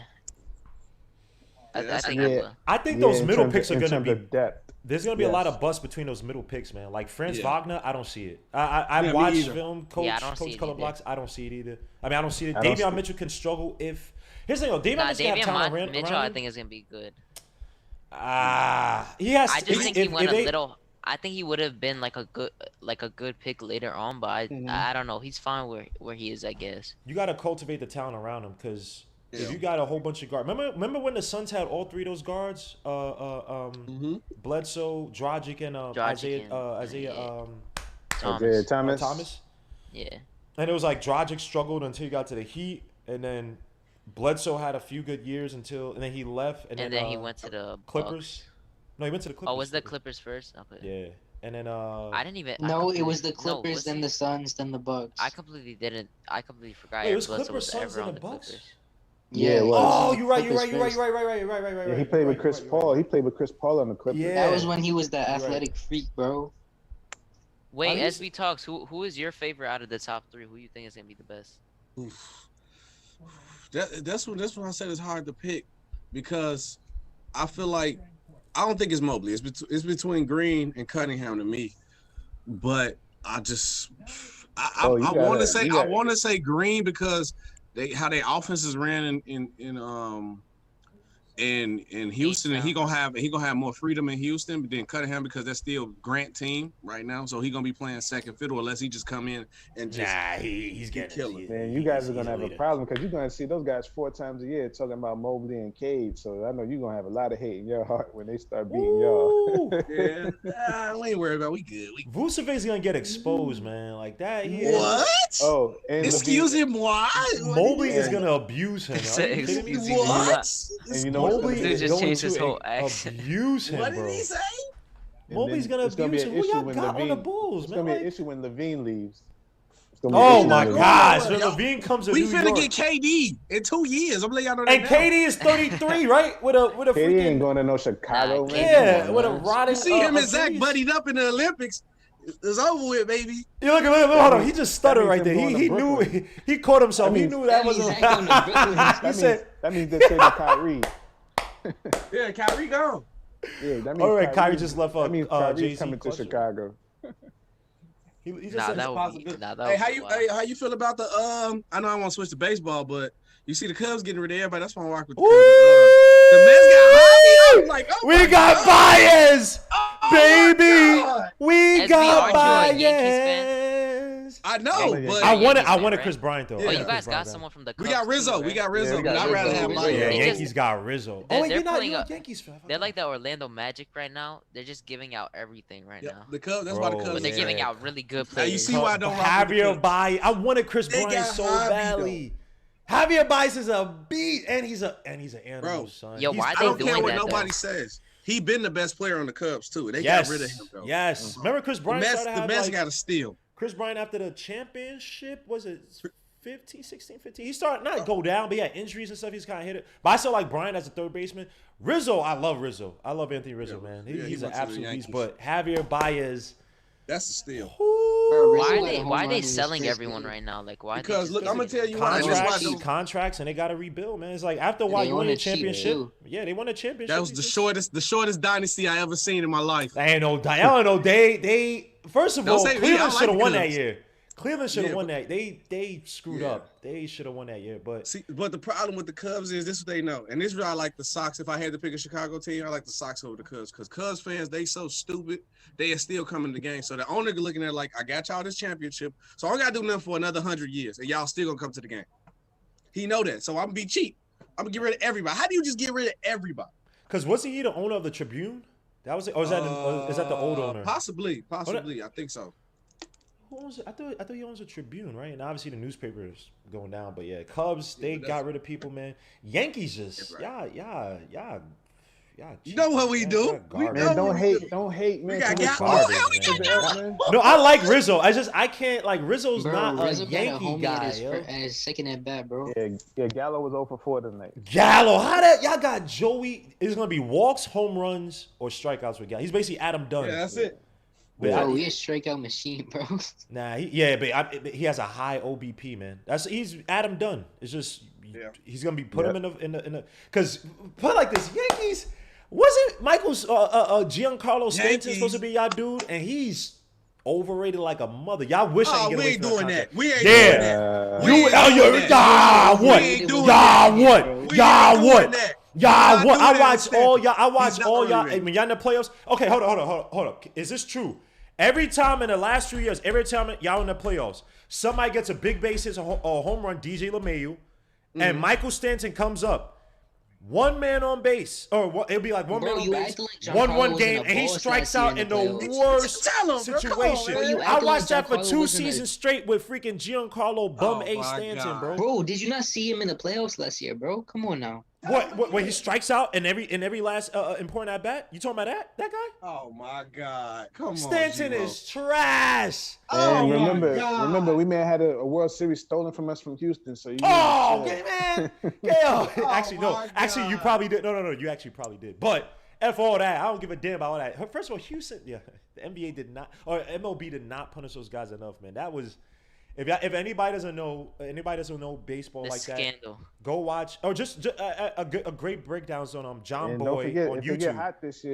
They get hot this year, they might be in the World Series too. Might be us and the Dodgers or the Giants. Like, we better be careful. Yo, the Dodgers got Scherzer and Turner. They got Scherzer. Yeah, Dodgers got a steal yesterday too, bro. Right? The Dodgers got Scherzer and Turner. Yo, they got Scherzer. Their pitching staff, I mean, Clay Shaw's kind of on his last legs, even though it's still decent. But they got Kershaw, they got Scherzer. But this dude's come back from he's in trouble right now with the law. The dude from the Reds. The dude who's in he got a restraining order on him for being, and he beat up his girlfriend and all that stuff. Yeah, the weird dude. I know. From the Reds. Damn, I can't remember this damn guy's name. Then you got Mookie Betts. You still got my son. What is this guy? The right fielder. You talking about Joey Votto? They cheating the system. No, Joey Votto's on the Reds. They cheat. This is if y'all want to see teams spend. Granted, MLB doesn't have a salary cap. A salary cap. But if y'all want to see teams spend, go watch what Magic Johnson, that consortium, is doing, man. They going for the gusto. Unlike the damn Knicks, where we're giving the Hornets favors to move back and either not get players or not get a player that they have to get rid of anyway. Hey, respectfully on both sides. Hey, I know all y'all feel the same way I'm doing. Ain't you tired of seeing everybody team stack the deck? Like, goddamn, can I get a super team one time? Fuck, I want to see how this feel. But bro, it's not even. Oh, you talking about baseball or NBA? No, any team, any of my team, shit. Fuck. I want to see what they say. Hey, what day they on Friday? I'm sorry. What day they on Friday? Say, I'm trying to see what that's like, man. I want to see what it's like too. Like, God, leave. All I just wanted from this draft, 1921. Bro, we wanted Josh Christopher. I just wanted Josh Christopher, man. That's it. I didn't want you. You didn't have to do nothing else. You give me Josh Christopher. Give me Grimes. You give me McBride. You know about Josh Christopher? Oh, he's muted. He just left the whole scene. He just left. He might hit the wrong button. Let me see. Not Michelson. Josh Christopher reminds me of Jordan Clarkson, who can't shoot, better defender though. But Jordan Clarkson is good. Oh no, it's because Stop It videos keep saying that he's better than Kuminga. Who? Whoa! I didn't say that. That's what Stop It videos is saying. How do y'all feel about Kuminga on the Warriors, man? Bro, they had a good You mean draft, Wizards? but they keep Oh no, the Warriors. Yeah, you're right. yeah. They're You trying to scared the trade. hell out of me, Hinton. I was They're like, trying damn, to Mr. trade I thought President. you said. I thought you said Kuzma. I Oh, don't nah. know why they're really trying so hard to trade for Duarte. I know they got Moody. I mean, they're basically the same player, but one is younger. I told y'all Yeah, Moody that was is older. gonna be. He's being overrated by these mock draft or these so-called I analysts. mean, that wasn't really overrated, though. Gmo, we said it during the whole I don't Yeah, think I he know. got Yeah, because we overrated, were though. watching the games. Remember we did that whole three-way watch where we did. I was No, like, yo, but son, like, Guillermo, the Zaire Williams and Giddy and Primo Oh, kind Za- of messed that up. That's the thing. You gotta Zaire realize too. that. Oh Zaire, my. I wasn't really too surprised with. I think the I thought they were Grizzlies gonna wanted to take get Book then. Kuminga and couldn't make a trade up because Zaire Williams, they were gonna get a forward anyway. Zaire Williams ain't it. Say what you want about. I don't think he's bad. I think he's good on the Grizzlies though. I think he's fine on the Grizzlies. I don't know what the Grizzlies. How? doing. Okay, how? know Because what I the watched Grizz- his game. Okay, granted, Stanford didn't have crazy plays, but I think he has potential, to be honest. but Too. I that don't know. oh my, everybody has potential, bro. Like potential don't mean nothing. Go okay, I watch know. Zaire Williams games, right? And you tell me, give me 3 games where it's like, yo, he made an impact where he was. I don't think. Hold on. I don't think had a 20-point game this season. Yeah, no, he didn't go off in college that Nah, much. he didn't do I any of know that. He got mollywopped by USC when they played Mobley. Remember we were watching that, Hinton? It was done by It's like the Josh, third it was quarter. bad. Josh Primo shouldn't Yeah. have went 12 at all. Like that just made no sense. Like they He could had have a promise. I back. told you they took it. I told you the Spurs did not want him to. They didn't trade back with the Knicks or anybody else because they knew that OKC was going to take him at 16 or 18. Oh, Are you sure? Cause Yes, that's what I'm saying. He had a promise. is that what you heard? probably. You read about? That's you read what about it? I'm going to say. That's what I believe. I don't know. I think they like Trey Mann. That's why they picked him. Well, at no, that's 18. because Primo wasn't on the board. Josh Primo for Alabama. Did he come off the bench at Alabama? Nobody knew that Primo was going that high. I don't think that means Think nothing. about that. Yeah, Yeah. but with the Spurs, though, I would have thought they would go for like Popovich. And Yeah, his the Zaire guys. Williams played at Sierra Canyon. I would have And thought I they don't would. like that though. I thought About, they would have like, went after Alperen Sengun or something like Josh Primo. Josh Primo this would have one- been there in the 20s. Like, Yeah, that's what I like about the Spurs though, because they like I'm like, bro, I didn't know who dude was. They was like, yeah, he a projected second rounder. I'm like, well, why the Spurs pick him so high? If the Spurs, then it's a good pick, but anybody else do it is bad. No, it's not. Keep the same energy. The Spurs could have got somebody else. Yeah, everyone. They got- I actually didn't hear much about it after it happened. Like literally, no one talked about it. He must have had a That's what- crazy workout or something. He Oh, must. must have went let me insane, ask bro. y'all all a question. Let me ask Mad you. overall, but he can Wait, shoot, real quick, though. SB, me- do you know about Josh Christopher? A little bit, not that much though. But I heard he was I think they said him and Green played together, so they on the same Yeah, they team. played together in high. Yeah, we wanted Yeah. Josh Christopher at 21 so bad. Let me ask you a question, SB. Would you make What? a trade with the Spurs for one of their point guards, DeJounte Yeah, DeJounte Murray. or Derek Yes. White? No, I want DeJounte Murray. That's the only person I want from them. I'm surprised the Spurs didn't make a draft because I thought they would have went after Kuminga. and Like, think about this: the Spurs are overloaded at that position now because you got Johnson, you got Lonnie Williams, Walker. you got Vassell, like this. Mm-hmm.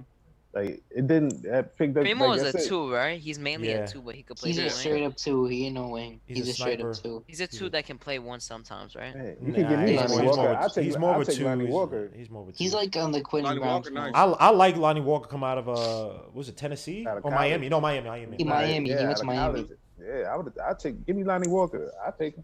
When he had that stupid Nah, hair. that's but yeah. actually crazy how both trades just get picked before us, like 2 picks and then 1 pick. That's Mhm. just so depressing.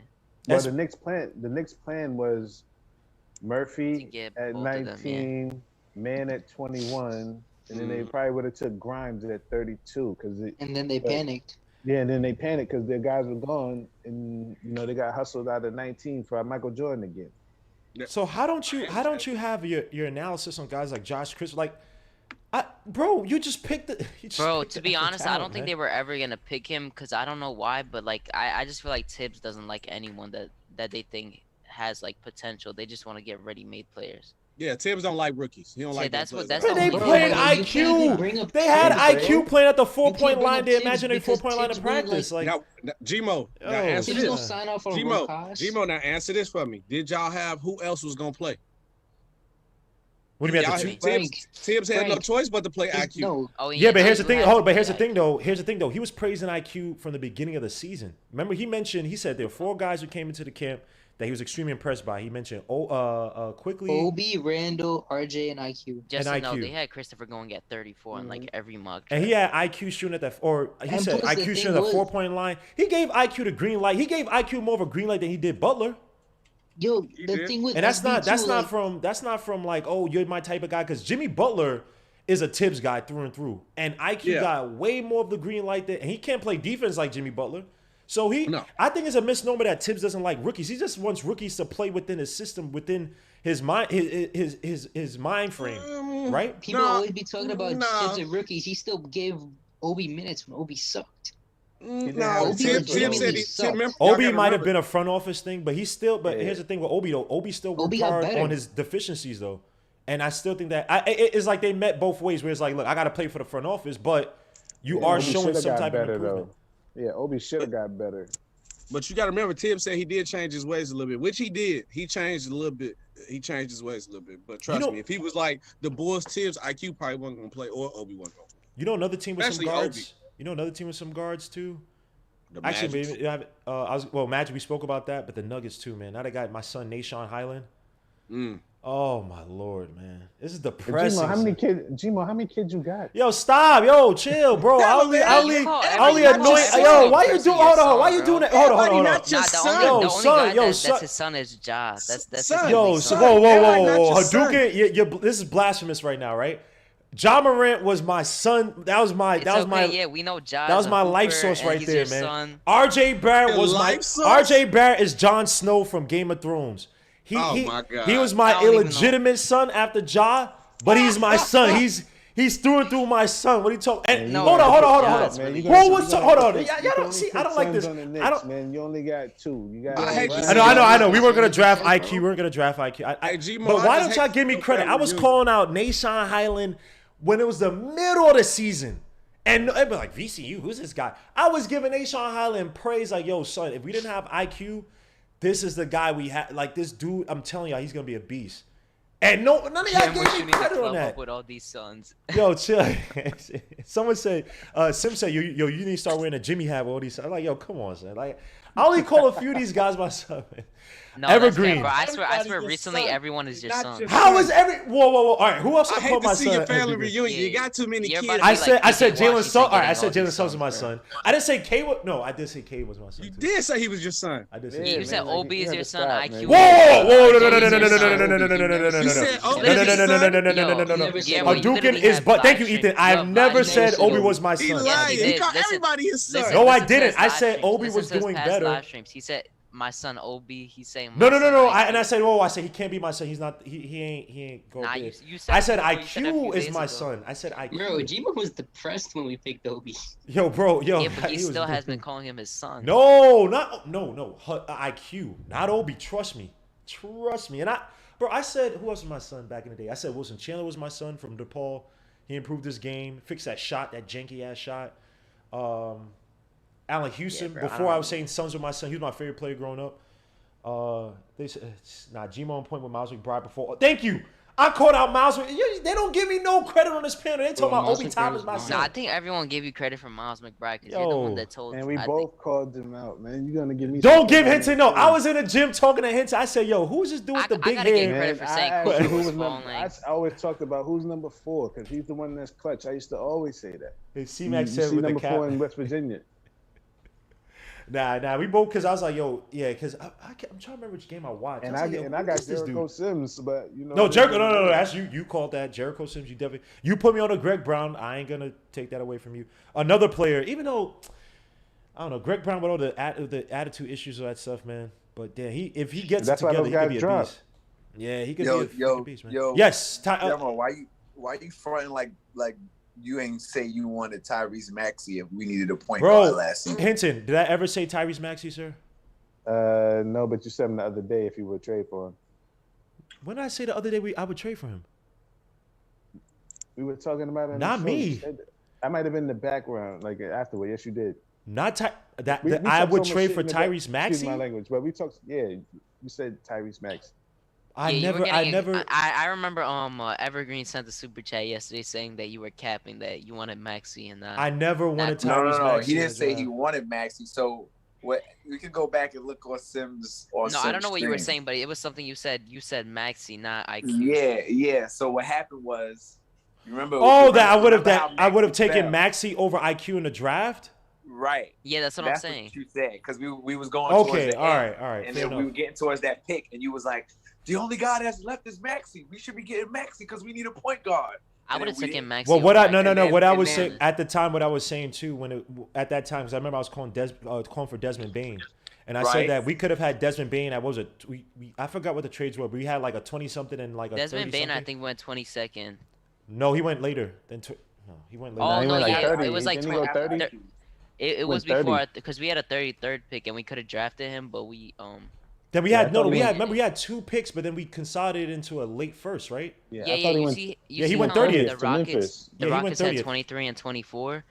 We had like those types of picks that were like almost back to back, and we Yeah, and then I traded said- one I closer said- and one back. I said I don't mind quickly. Like I just didn't like where we picked him because I wanted Desmond Bain from TCU. Because we had Desmond Bain. I said then I there's wanted Terrell RJ Terry. Hampton. There's Terrell Terry, and I said I'm not the biggest fan of him because I did a whole video, like a 2-hour video on Terrell Terry. I was like I don't like the size of pause.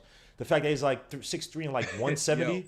I was like I'm not the biggest fan of him. But if you had to take I a wanted point guard, Sadiq fine. Bey too, bro. But I wanted really Desmond Bain and wanted- IQ. So So I wanted. I got a question for y'all. Because I wanted Kira Lewis. I wanted Kira Lewis. I wanted Devin Vassell. Or yep, that was my Sadiq Bey. son. Those are my. So that's what me and Guillermo was in agreement with for pretty much the whole. Really it was like the whole like the last quarter of the season. Me and him was clamoring for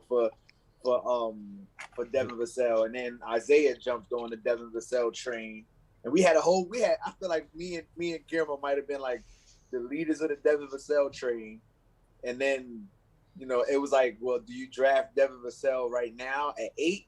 Yes. It was like, Easily. do you do Devin Vassell at 8, or do you do like you? Hold on. This guy tries to. I remember what you said last year.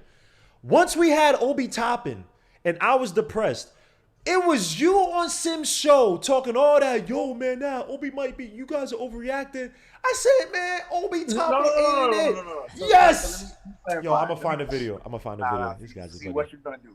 All right. So again, Nah, he did say he ain't like Obi. He did. I get G. Yeah, but Evergreen love. He didn't love. He didn't love Obi, but he said, I think you guys are overreacting. Obi could be good. No. I didn't say that. Yo. I said this is what I said, right? Because I wanted Devin Vassell, and everyone was like, we can't take Devin Vassell at number 8 if he falls. It depends. No, actually, it depends on who falls, right? And then in the group, we all came to the general consensus that if Obi Toppin drops to 8, that we have to pick him up. But we thought Obi Toppin was going to I had get that same picked at consensus. 4. We thought Obi Toppin was going to get picked at 4. We Right. thought that Denny Avdija was going to get picked up by Chicago, right? Right.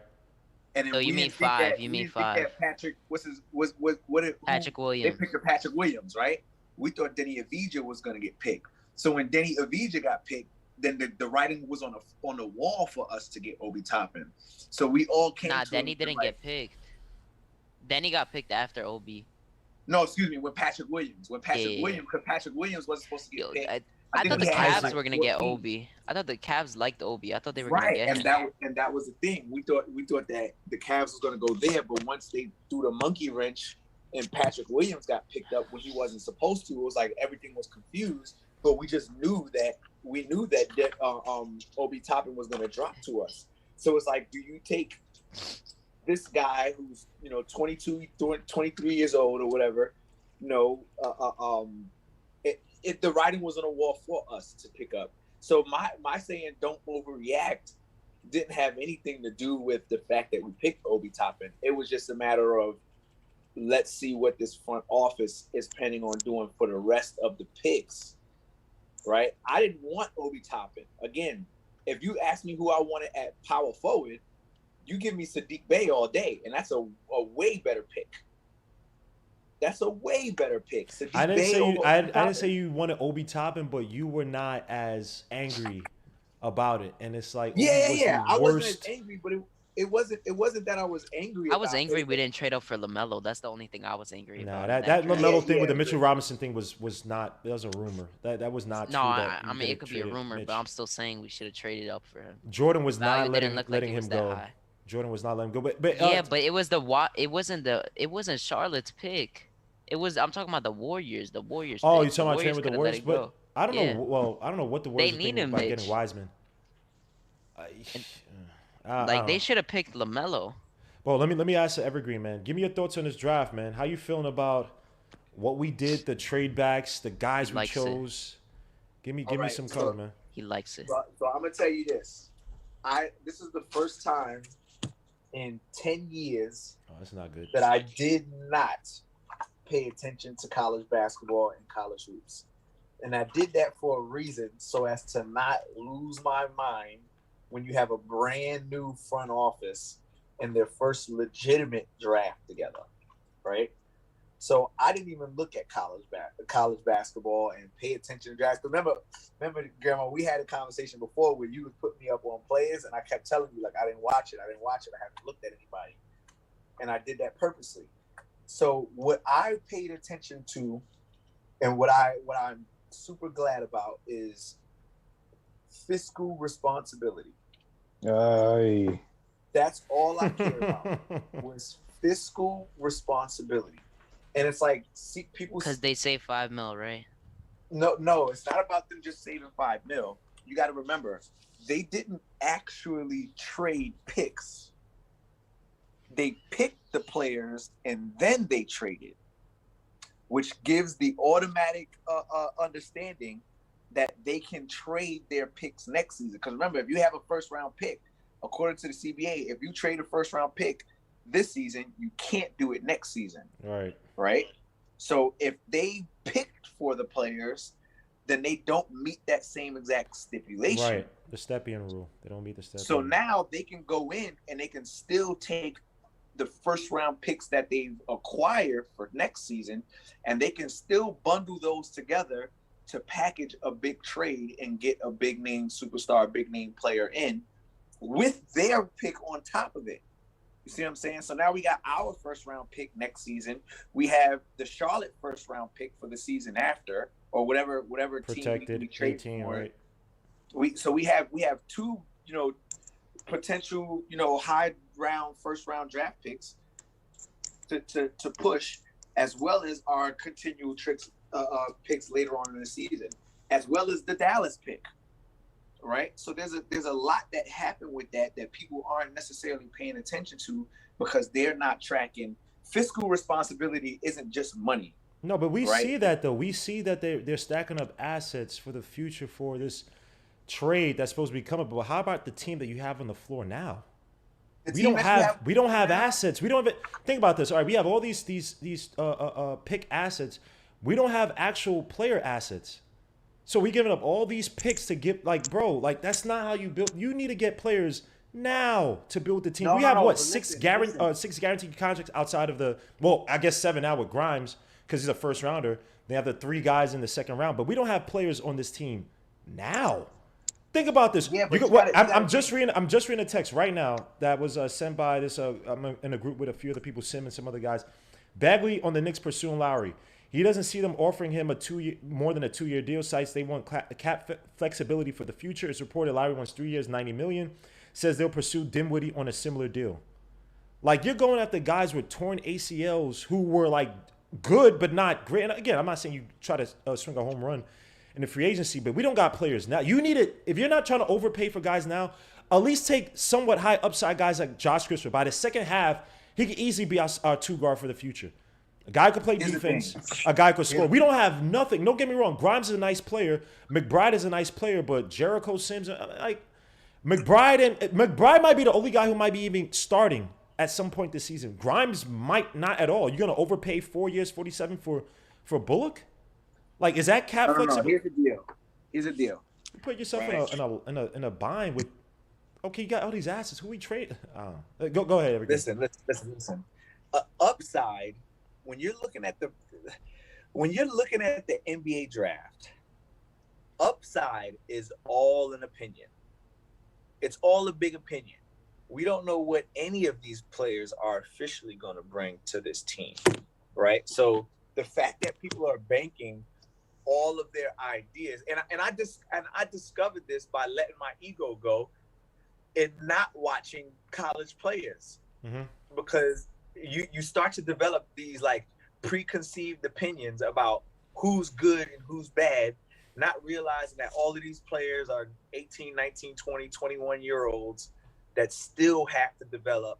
Some might develop faster than others, but us staring at these players and looking at them play, 35 games in a college season isn't enough to say this dude is going to be a bona fide stud, right? But think about this. I have a player that I'm scouting. Which one's more of an uncertainty? I'm stacking up all these assets for this magical trade that's supposed to happen in the future, or I have a player I'm looking at and he might fit a deficiency I have on my team. Everything's a calculated risk. There's nothing that's riskless in this world, right? You have to make a calculated. Go ahead, man. How about just building your basketball team to win a championship and stop worrying about acquiring assets to trade for other stars? Yeah, but who's to say? See, and that's the thing. Who's to say that they're not doing that? But right? We're the players. They're not building their basketball team because they would have did something way different than what they did yesterday. See, but that's the thing. The opinion on the way you would build a team is much different than the opinion of the way, That's a fact. Mastermind, strategist or whatever would build a team, right? We could all have our. Who's a mastermind? Leon Rose? But see, this is the thing, though. Right? We know that Randall is not a number one to win a championship, and he's still the number one. So we do know that they're still trying to do something. Now, here's the thing, though. In addition to that, right? Again, you keeping fiscal response. Like I'm a proponent of the philosophy of build your team as best you can, make a free agent splash, make a big name trade to get you over the hump to win a championship, right? Like, I think that motto seems to be in this age and world of the big threes and the superstar super teams. That seems to be the only way to counteract that, right? You look at Milwaukee, how they did it. You look at Toronto, how they did it. That's the history of the league, though. Right. So I'm saying this team is nowhere near the building block of being super competitive in the playoffs consistently, to where all they need now is they've maintained that fiscal responsibility, and now they're able to make that big free agent trade to put them over the hump.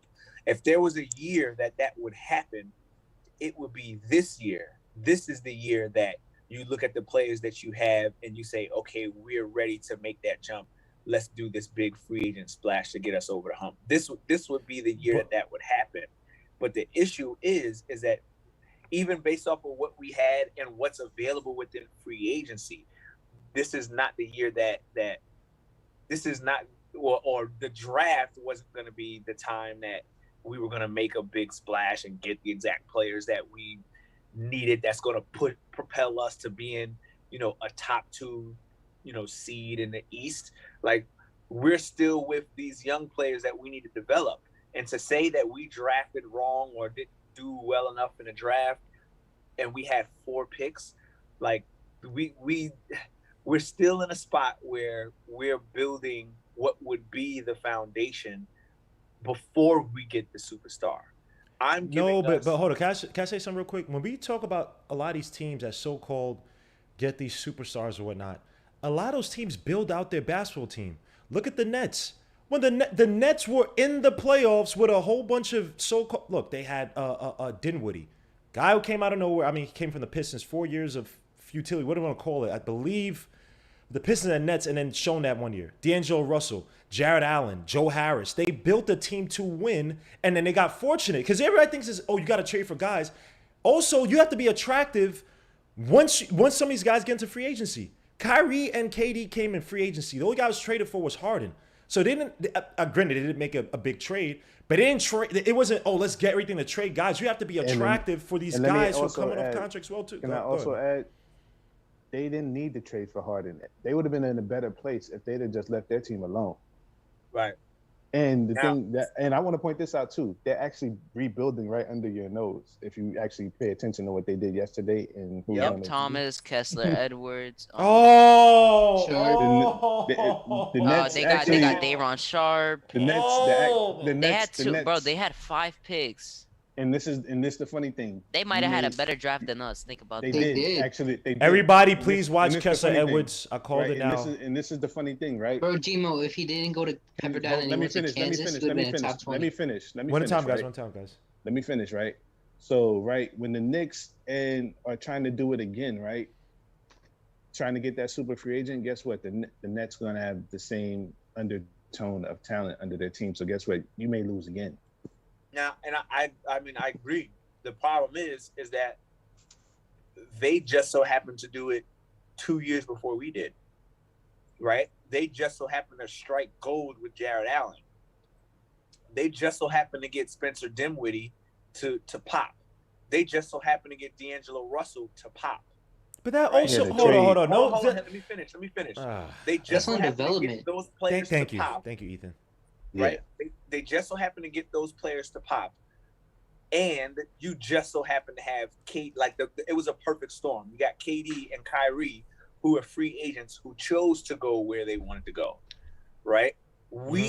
This free agency class, if we were saying, hey, this was the year that all of our players popped, this was the year that Julius Randle popped, this was the year that Reggie Bullock took a slight step forward, this was the year that Derrick Rose showed out. Guess what? The last element of the free agent player to sign isn't there. We don't have a major superstar free agent that's ready to say, you know what? We're going to go to the Knicks and we're going to take off. And that's exactly what I'm saying. So when that happens again, we're going to be in position. But hold on. I'm not worried about just competing with the Nets at this point in time. I'm worried about competing against the rest of the East. I'm worried about at least at a minimum still competing for that number 4 spot. And if you look at the way the league is shaped right now, the way the Eastern Conference is shaped right now, obviously Milwaukee's number 1, Brooklyn's probably number 2. You might have to flip-flop those, but you can argue based off a championship. Philly's number 3, and probably Atlanta's number 4, and we're right behind them at number 5. I would not say that. I would not say that because you have Miami, you have Boston, and you have the Charlotte. Pacers that have actually better. I would say they still have better talent than we do. But can I say something real quick, man? Can we not say they popped? They developed. They developed under Brooklyn. Yeah. That's what I mean. I'm not okay, my bad. All right. Yeah, that's what I'm saying. Can I also say this too? We got to get out the mind frame of trade because let's be honest. Granted, the Suns made a trade. They made it at the perfect time where they had the talent and they're right there and they're ready to take that step. That's functional, fundamental. You make the move to get over or try to get over the hump because you're right there. Obviously, they were right there in the finals. But look at the Bucks. Now, granted, they drafted, obviously, Giannis is a megastar, whatever you want to call him. But they built their team relatively organically. Obviously, outside little free agent deals and stuff like that. Chris Middleton took a chance of Chris Middleton, and they have the coach. They have a coach. Like we're underestimating the impact of coaching. Tom Thibodeau is perfect for a lot of these young guys who come into the league with lacking a lot of fundamentals, can get the most out of them by putting them in the best positions. Get me young talent on this team. Now, granted, people say, "Oh, Tom Thibodeau doesn't like young talent." That's not necessarily true. He doesn't like the cats of the world, talented guys who don't fall in line. But get this guy some damn talent because we're sitting here talking about get assets for the future. It's more of an uncertainty. Put it like this: what's more of a certainty, right? Josh Christopher possibly popping on his team. I'm not trying to make this draft all about Josh Christopher. I'm just using it as an example. Josh Christopher popping on his team or me getting De'Aaron Fox next year with all the so-called assets we have when we don't have players. When other teams with players and decent amount of draft picks to come in and say, yo, we'll give you this. Give me De'Aaron Fox. How are we competing with guys like the Sixers? We don't have player assets. That's many times just as important as some of these so-called first-round picks. Because some of these small towns, they need to entertain their fans. They got to make money. First-round draft picks are fine, but who's going to come to my stadium to watch this bum-aid team if I no longer have De'Aaron Fox? Obviously, I have more talent, but I'm just making an example. I mean, give me players on this team. Why we worry so much about making each other? We just made the playoffs. But what makes you think, and that's the thing, that goes back to the opinion of a fan watching the game and generating his opinion about a undrafted college player, and then saying we didn't get players. Like, in my opinion, because you know why I say this. Let me just answer that real quick. You know why? I watched the draft where you had a brilliant mind in Walt Perrin last year, and it seemed like his input didn't mean much. So when we talk about the mastermind, if your mastermind is being undermined by Leon Rose, who is not a mastermind in terms of evaluating players, and he's an agent, that gives me pause of concern, whatever, concern or pause, whatever. Can I add another thing about Walt Perrin? Go ahead. He ain't never won nothing with all that mastermind and. Well, that's true, but they didn't even refer to him. They referred to Leon Rose last year. And what did Obi Toppin do for us? And I'm not saying that his career is not going to be good, but it's like you don't even see. I just don't think that their input is as valuable as, say, Leon Rose, where he's trying to make connections as a mafia boss, as an agent guy, where he's trying to build his he's trying to build his imprint on the league. Regarding he's Leon Rose, it's CAA. This is our squad versus let's build an actual basketball team. Screw all the agency BS. Screw all the my son is my son-in-law, whatever, is an agent for this player. I don't see it with this team, man. I look at it and I say IKBM said put the bottle down. I say Brock and Walt Perrin's role was, okay, let's fulfill the vision. Add Perry to that. And Perry was, let's fulfill was, okay, in Tibbs we trust, right? That's how I look at this. Those three said, okay, Tibbs used what we gave him, not what he wanted, but he used what we gave him under limited resources and was still able to take this team to the playoffs when we weren't projected to doing anything and won Coach of the Year. And I look at them and they say, you know what? Let's give Tibbs what he wants. And Tibbs said, I want McBride and a shooter that can play defense. And they go in turn and say, well, fiscal responsibility, who's available?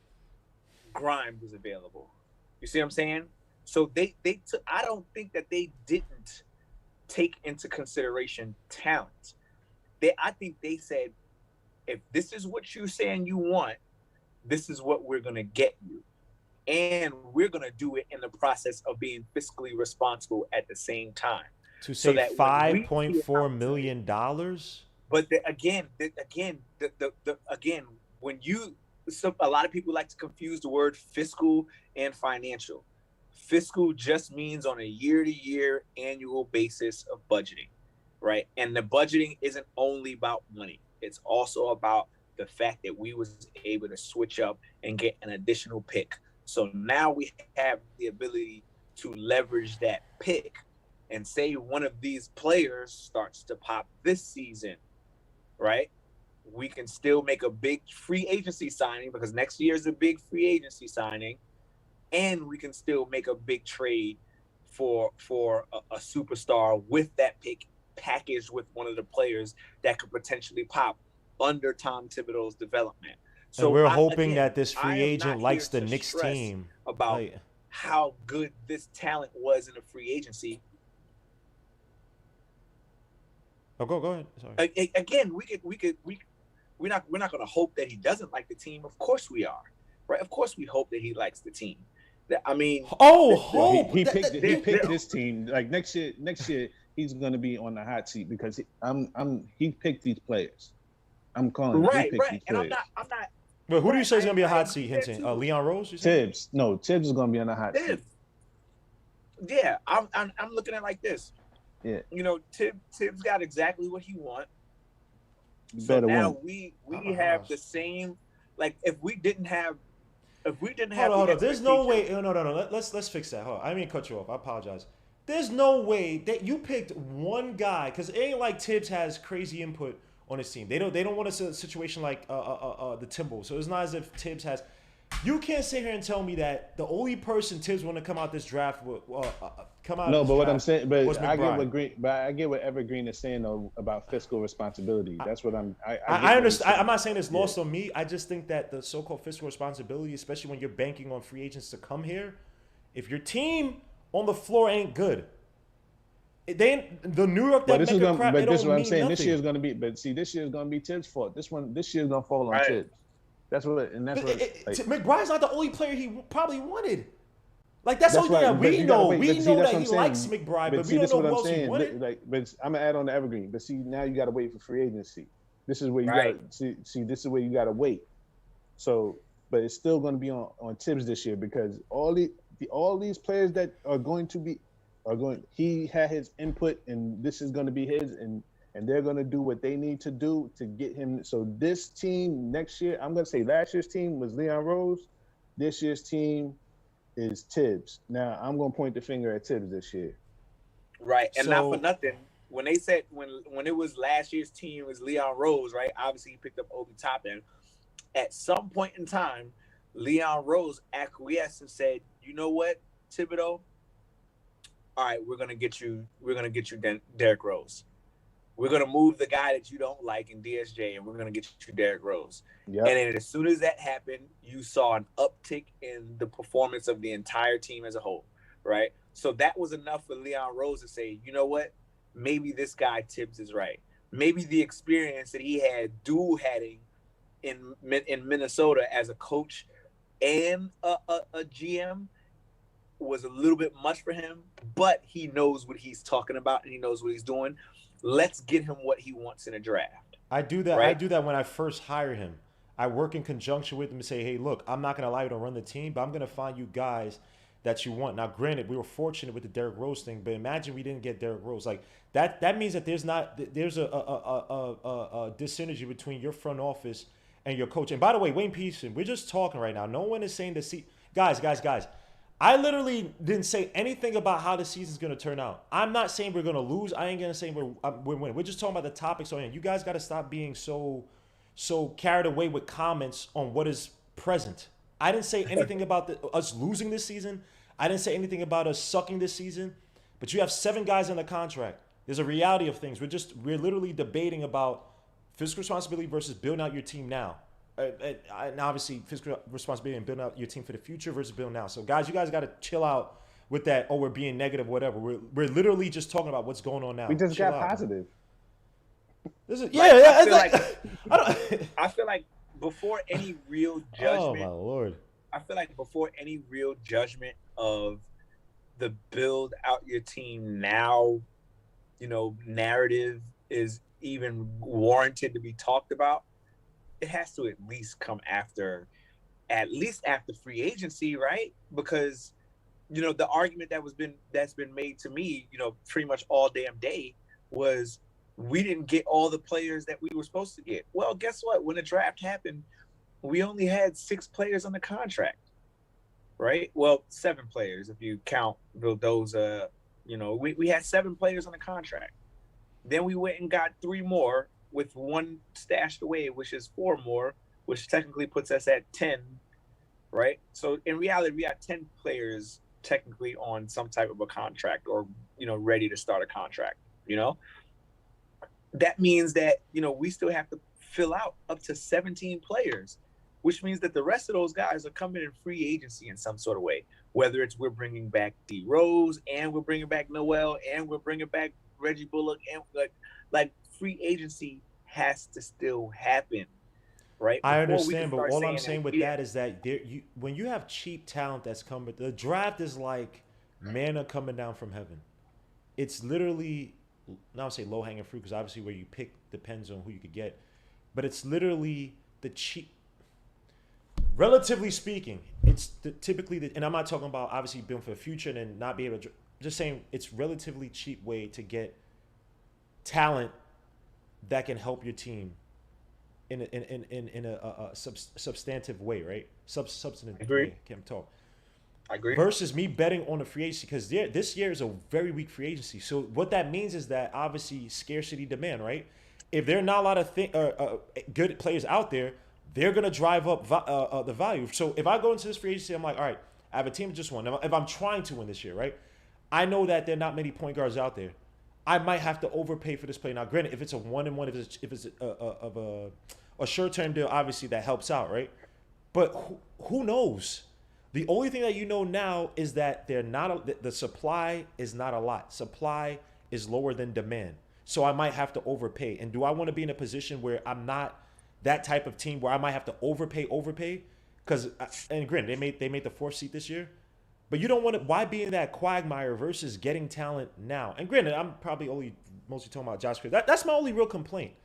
I got to see what happens. Again, this free agency is very rare. I do like Oubre, but I don't want to overpay. I'm not paying him $20 million. I'm not paying him No, he's crazy not money. getting 20. Kelly Oubre at max. I think at max on this team.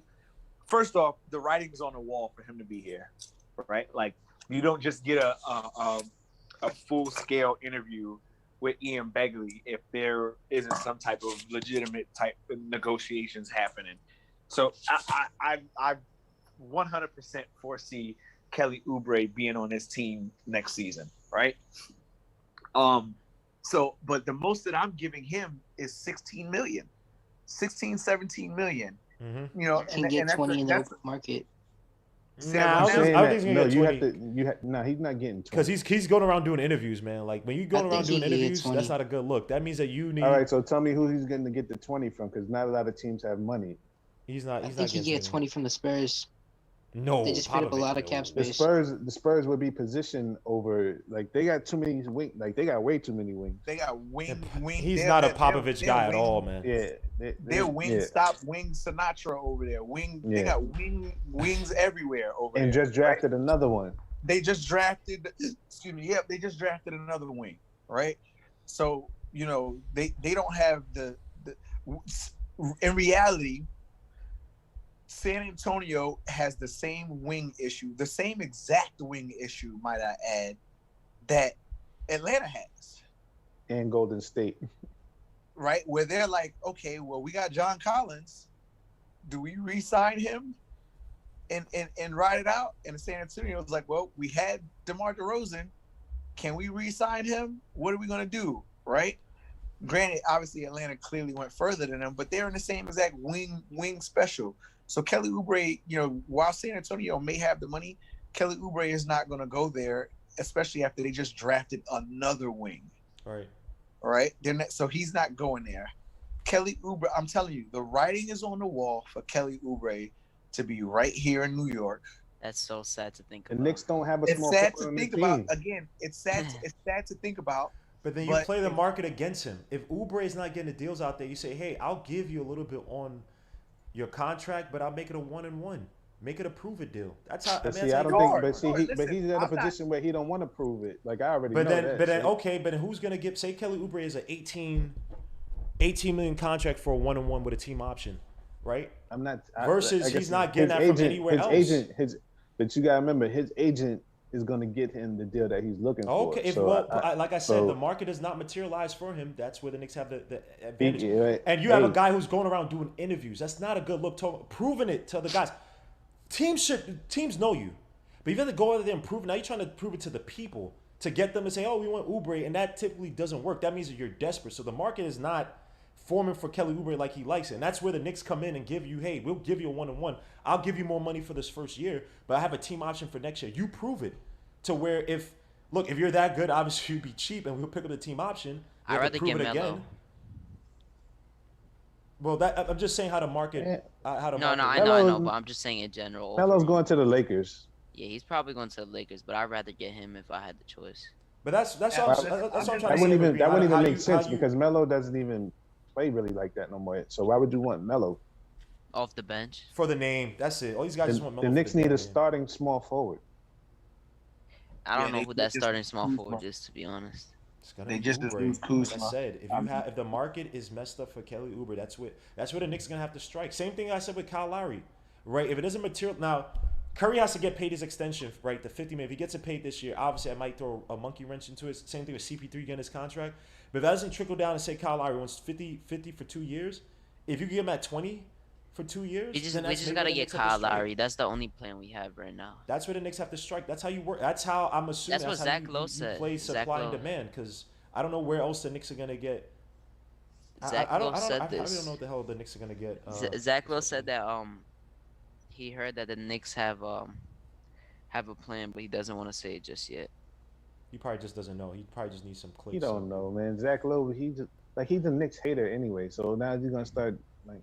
Is he really? Listen, I'm gonna tell Yeah. you guys this. Just if you guys want to save a lot of sanity, and this has helped me dealing with this front office, the fact that we don't know anything. Yo, this mentality that I've developed keeps me from losing my mind, and it's really simple, and it's called, if it didn't come from the front office's mouth, then it ain't happening. Oh yeah, Right. we've taken that into account. We Yeah, don't we take trust. that. Yeah, we do that. Yeah, too. I'm just saying what they're saying. I don't even know what their plans must be. The most random thing in the world.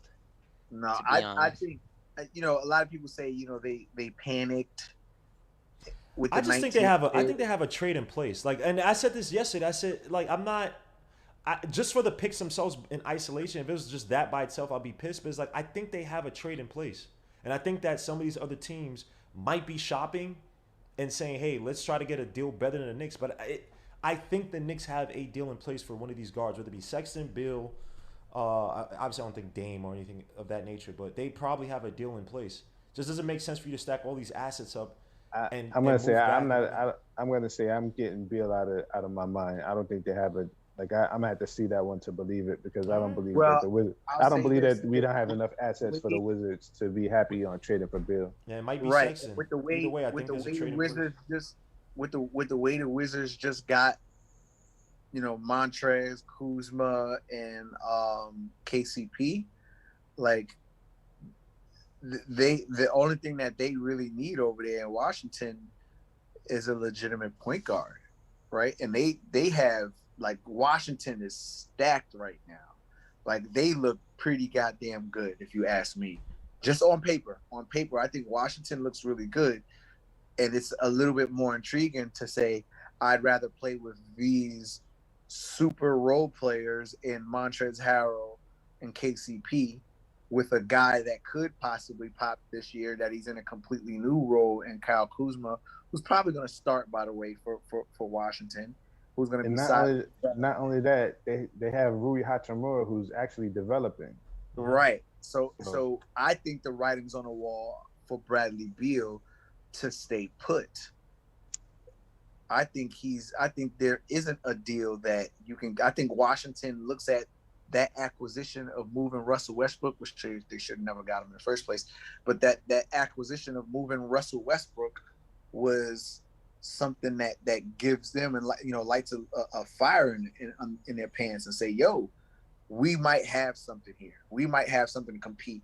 We took this same exact team, with the exception of Russell Westbrook, and we got to the play-in series, right? I think that they look at the three additions that they have, and they say, we're strong here. We're formidable here, and let's run with it and hope that coaching leads the way. Because it seems like coaching might be their issue right now. Man, they trading Bradley Beal by the trade deadline. If you don't trade him now, man, all that stuff for Bradley Beal, he's gonna do the same thing he did last year when this team starts to suck. Because you got a whole bunch of disjointed parts who by themselves ain't making no damn difference. Are they a better team probably than what they've had previously in some previous years? Maybe with KCP, who I like, Kuzma, but Bradley Beal, nah, he's probably gonna be. He wants to be out. I think the GM is trying to window dress it so his value doesn't drop. Because if you have a disgruntled player, obviously now you just have to get him out. So obviously you're gonna get lower. Let me add on to Bradley Beal. The thing about Bradley Beal too is that he could actually be their starting point guard, because remember all that work he put in when John Wall was gone. So he can run the team actually. Nah. He's a scoring guard. He's a guy that he's a scoring guard. He's your second guy. And I'm not talking about the pure. One thing I know is that his IQ is high enough that he can actually change his role, because he'll have KCP and Kuzma and Harrell, and so they said they're most likely keeping KCP out of all of them. I think they're probably gonna trade Montrez. That dude is going. Bradley Beal is going, man. Because everyone is killing Kuzma. That's so funny. Yeah, Kuzma is not. I mean, Yeah, No, he, I a think different he's gonna scenario might average. help He's him gonna out. he But average thinks a highly decent of amount himself. there, though. I respect it. He thinks highly of himself. So I respect it. He'll You do know, decent he'll there, have to cause prove it, but he thinks highly of himself. So I Kuzma on respect it. that Lakers team as an ancillary part when they had guys like even on the defensive end when they had freaking Dwight Howard and all those guys. He's the Him come off reason the why bench, we he was lost to good. him. Kuzma was fine. Like come off the bench in that championship run, but He's the reason why they beat us in the season. Bradley, Yeah, somebody just said Bill for Grimes. We got cap for him. All right, I think he said just joking, but I think what Casey, I mean what Kyle Kuzma did to us when Taylor Horton hit that game-winning jumper against us. Like Kyle Kuzma was very formidable that game. You know what I mean? Like, and that's because of the role that he was in, where it's like, you know, he's coming off the bench, he's not your starter, and he's not asked to do much, and he shows these little flashes of potential. Like that's there, but it's just when he's put in a position where he's supposed to be the guy on the floor. Like even when they had Ingram and Ball, he wasn't doing what he was supposed to do. But now that he's under a player that is just known to be a scorer and not a super facilitator under Bradley Beal, I think Kyle Kuzma can actually turn out to be something nice. You know, he doesn't have to worry about, you know, the main effort as far as everything going through him, distribution of the ball going through LeBron. Now he's got another guy who's on the same type of mindset of him, which is attack. Bradley Beal is attack. and Right. So all they need is a point guard. All they need is they need what we need. But I feel like all Washington needs is a point guard. Like not for nothing. Say Washington was to get like Dennis Schroeder. I think Washington they would basically have the Lakers on their team. I think they would have asked for Schroeder if they wanted them. They wanted I was him. just about to say Washington. But here's the thing. Here's the thing with Bill too. He's also a free agent coming up. Like you got to be a dumb GM to say, all right, we're gonna try. All right, we're gonna try to. But they can do a this. sign and trade. Like he can pick his place where he goes, and then they'll do a sign and trade. And the loyalty that he has to Washington, he'll probably allow us If to Washington's trade. not eating before the trade deadline, I can see him going because I'm trying to get as much for this dude, man. I'm not gonna sit and try to win with a team of Montrezl. And I'm not even issuing these guys. I'm just saying like that's not. I like KCP a lot. I don't know if that's a winning combination. But guys, I'm about to head out, man. Oh, Evergreen, I never asked you this, man. What is your grade for the draft yesterday? I know he's gonna say incomplete. Watch, he's gonna say something. He's about to say like an A+. Look at that's why he smiled. I know he's gonna say incomplete. No. I think me and Isaiah was in agreement here. I think I'm giving it like a B, like a B, like a straight B. A B. Wow. Yeah, I think I'm giving that a straight B. I'm not gonna go 8+. Wow. But again, my opinion in the matter is skewed, just because I purposely did not look at draft players. I did not pay attention to the draft. I did not pay attention to, like, I vowed to myself, I'm like, I'm not gonna be Guillermo this year, losing my damn mind. Yo, when did I lose that my I'm supposed mind? to have. You were on the opposite end of, the Atlantic City stream. I'm listening to you and all those other people in the background losing their goddamn mind. And Yo, it was fun, man. Yo, you don't understand. Being there with those guys, we all drinking. A lot of it was theatrics. I wasn't as angry as like that. It's just you're drinking whatever. Nah, you were. No, I was angry on the Discord thing, but also because I had to walk over to the Oceans Casino. That was a B. So it was just like, what the hell is this? But was I angry? Yeah, but I wasn't like, oh, I'm never gonna be a Knicks fan, man. Screw it. It's like, nah, it is what it is. I'm gonna watch how it goes. I do like Miles McBride. Grimes has a fit, so it is what it is. But when you're in that atmosphere with a whole bunch of Knicks fans, man, it is fun. Yeah, I know. But I told myself, once I figured out that that I officially wasn't gonna be there, like I'm like, yeah, I'm not watching any more free agency stuff. I'm not really going to do free agency like that. I'm not going to do the draft like that.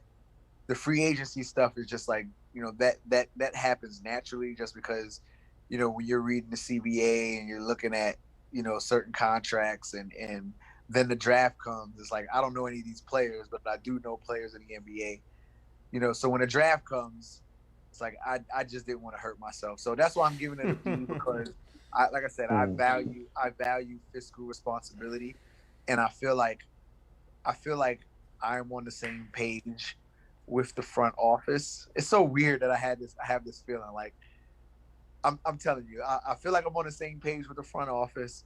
I just know in my heart of hearts, Kelly Oubre is coming on this team.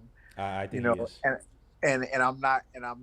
This is not me being emotional. This is just me looking at the writings on the wall.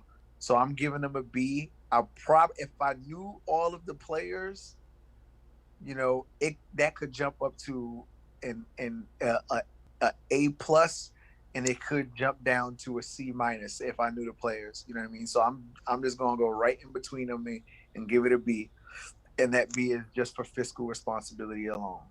And with that being said, let's not overlook $5 million. $5 million could make a difference in a deal.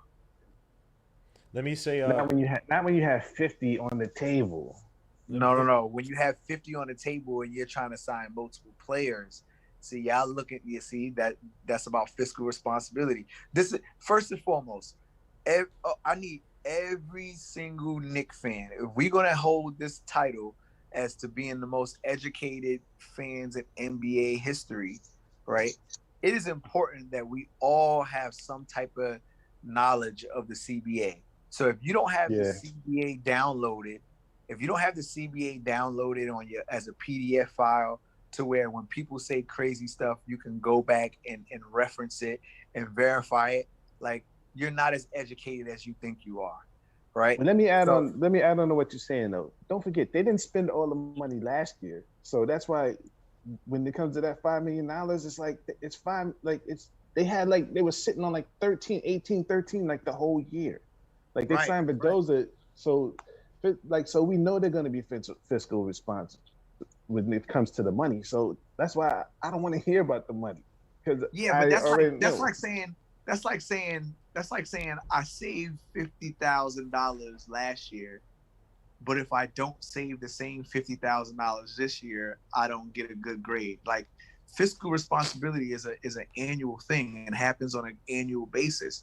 So you can't judge what they did last year and the money that they had last year to this year. This is a whole new season, right? The money in the cap essentially is going to reset and reflect. And there's gonna be a different number. You can't and they're not gonna spend all the money this year. I already know they're gonna come up short. Right. If they got 50, they're probably only gonna spend 40.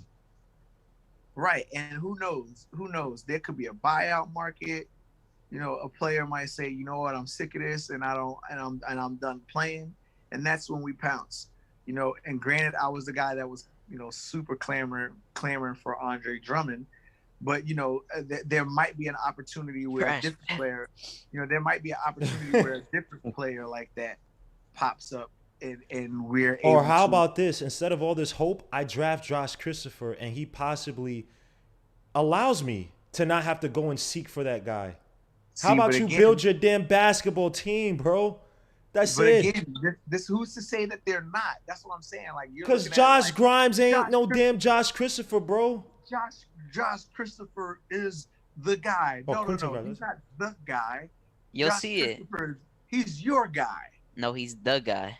Again, that he ain't my guy. And then you know what's funny? Josh Christopher will be the same guy in a few years. The Knicks would be like, well, we got to build a fiscal responsibility to get a guy like Josh Christopher. We do the stupid all the time, man. Halliburton. Oh, Halliburton is a guy. We got to go get Halliburton. We got to pay for him. You could have drafted him for cheap. Viewers of the Legion podcast, what you're now witnessing is the pain and turmoil of Knicks fans coming out. No, it's just facts. It's not. It's not even. And by the way, hold on, before we go on, Jay, thank you for the $2 super chat. Says Gmo go on record, Sexton or Lowry, younger. Oh, I'll get to that. I like Lowry, but Nick G made a good point. Just get cheap talent on his team. You could build him up and trade him later, so you don't have to sign him to a max.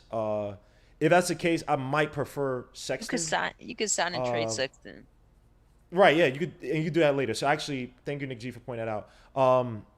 So no, this is not me being emotional. It's just I just want us to build a team. I understand the fiscal responsibility, but we're banking on a lot of what ifs, and literally players want to go to teams that win, that do well. Not great. We were in 4th place last year. But I don't understand how Josh Christopher is not considered as a what if. Like all these players are unproven.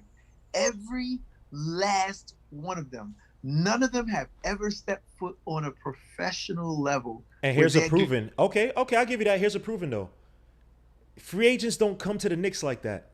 That's been proven over the past, I don't know, what, 10 years? Outside of Melo, right? What free agents come Melo to the was Knicks? A trade. You gotta say Melo's a trade. I'm sorry, I'm an idiot. Melo's a trade. What guys come over here as a free agent?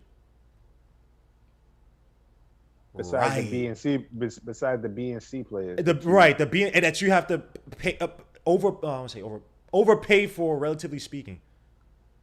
Yeah, but those A players aren't in this free agency. So they were in other classes. What I'm saying is that it's been proven that players have not been coming to the Knicks. Hey, cool. I'm not denying that, but that point is irrelevant right now. How? It would be perfectly relevant if you brought that up next year. But you're banking. I agree with building fiscal fiscal responsibility, building a cap, or not cap, but space to bring these players on. But when that sometimes, I'm not saying it's doing it so much this year, but when you start to do that at the expense of building your team now, you have an issue. You're banking on something that may not happen versus taking the risk now that you might get a player that might pop.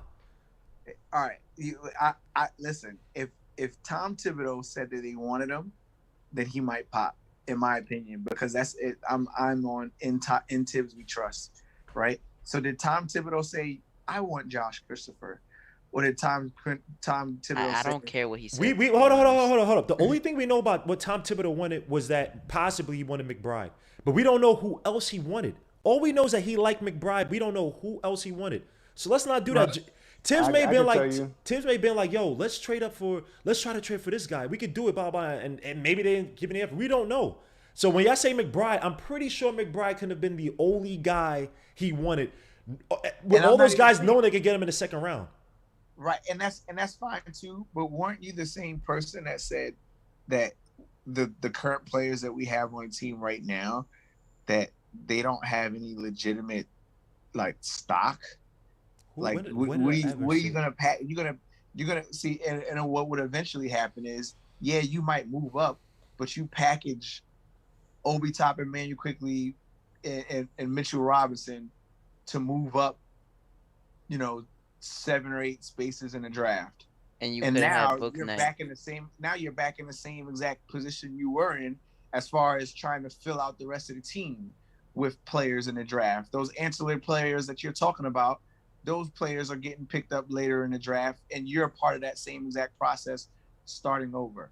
What I'm saying is that you've already been to a point where you've seen what you have and you develop it, and then you pick up pieces that you can still continue to develop, and the players that you've been developing all last season, those are the players that you have stock in. Okay, so let me ask you this.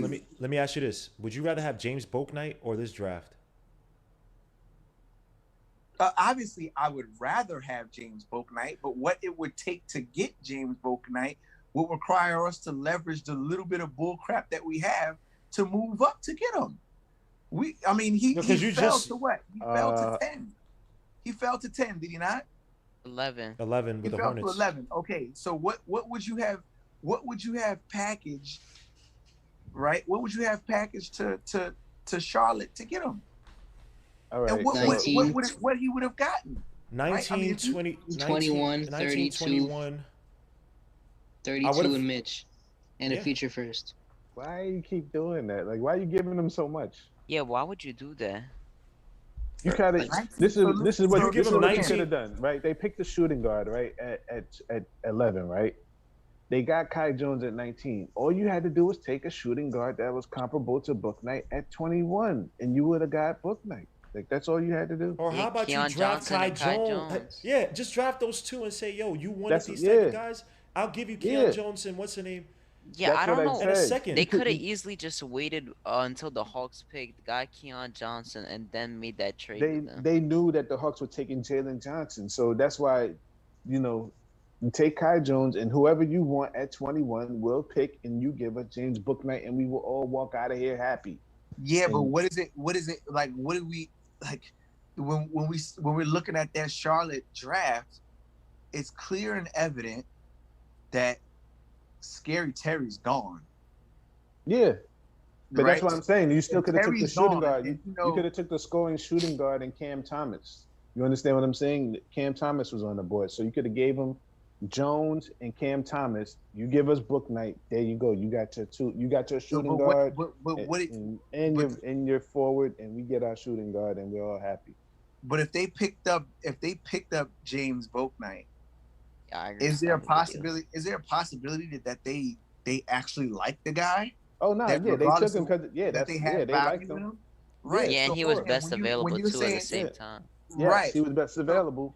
Right. So when you guys are saying like, oh, we could have gotten James Bouknight by, leveraging all of these draft picks and Mitchell Robinson, there's a possibility that wasn't enough. Who's to say that That's- they did not that's try to fact. do that? Hold on, That by the way, might not let me have just been read the enough. super chat real quick. Jay, thank you for the $2 super chat. Says, yo, y'all hyping every panelist? Appreciate you, stuff. I Chris- think he messed up his Christopher- wording, but he's just asking since y'all are hyping him up, give him an NBA comparison. Christopher player comp.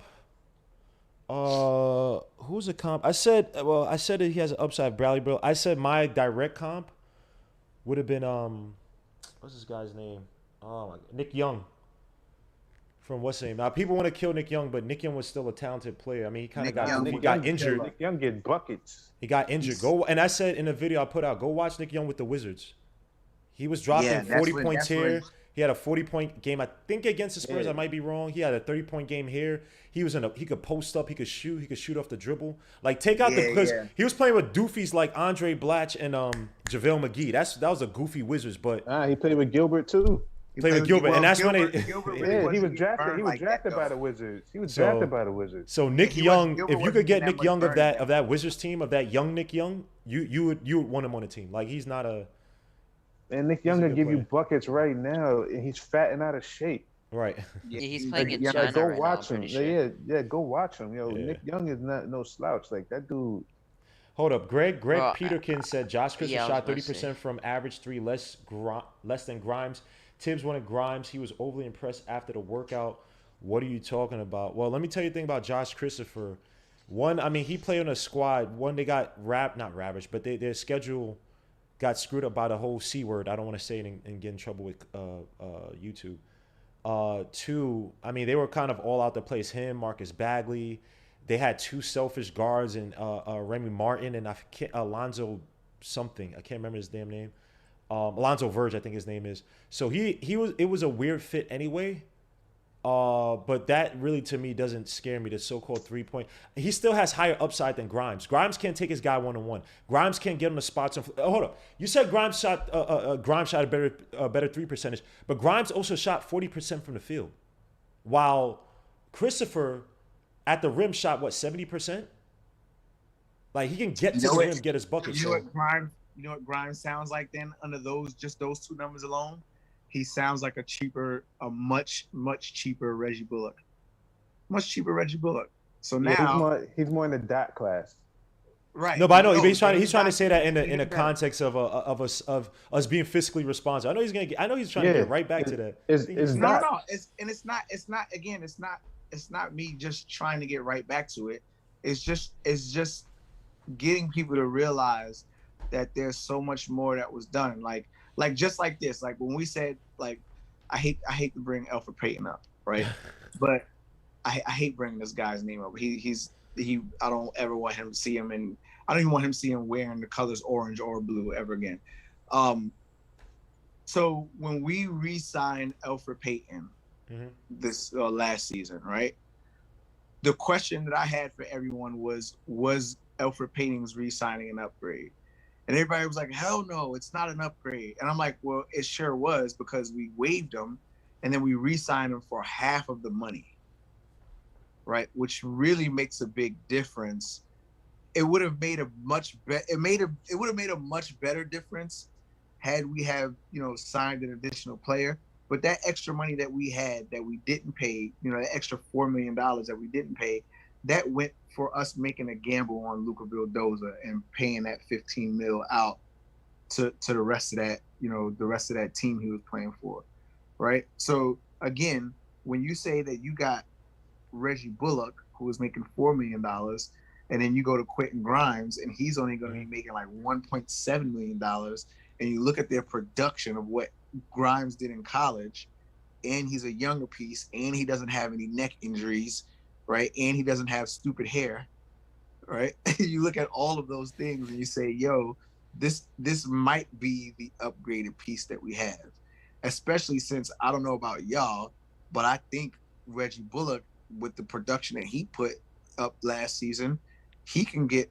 between 7 and 10 million somewhere. And he's got 3 teams looking at him to go. So why would you not encourage Reggie Bullock to get his money and also spend half of the money on Quentin Grimes to come on this team? All right. Fiscal responsibility. I still don't see Grimes But even I'm gonna say starting. They're this probably about- still going but to I'm- sign Reggie Bullock this season because but- Grimes yeah, is probably not starting But over. I'm gonna say this about Grimes though. Grimes is actually smaller than RJ, so actually RJ would be doing a lot of Bullock's work on defense at least. So sure. Again, I mean, how Wait, much he's is what? RJ making? RJ's making what, 7 million? No, I think he's making like It's 8. it's 8. It's Okay, 8. so he's making 8 million. So he's making a quarter of what RJ was making. So if he's RJ's replacement at the 2, and RJ moves to the 3, and Grimes just so happens to start, or even comes off the bench, it's still. I think an they're trying to move upgrade RJ to the overall 3. team.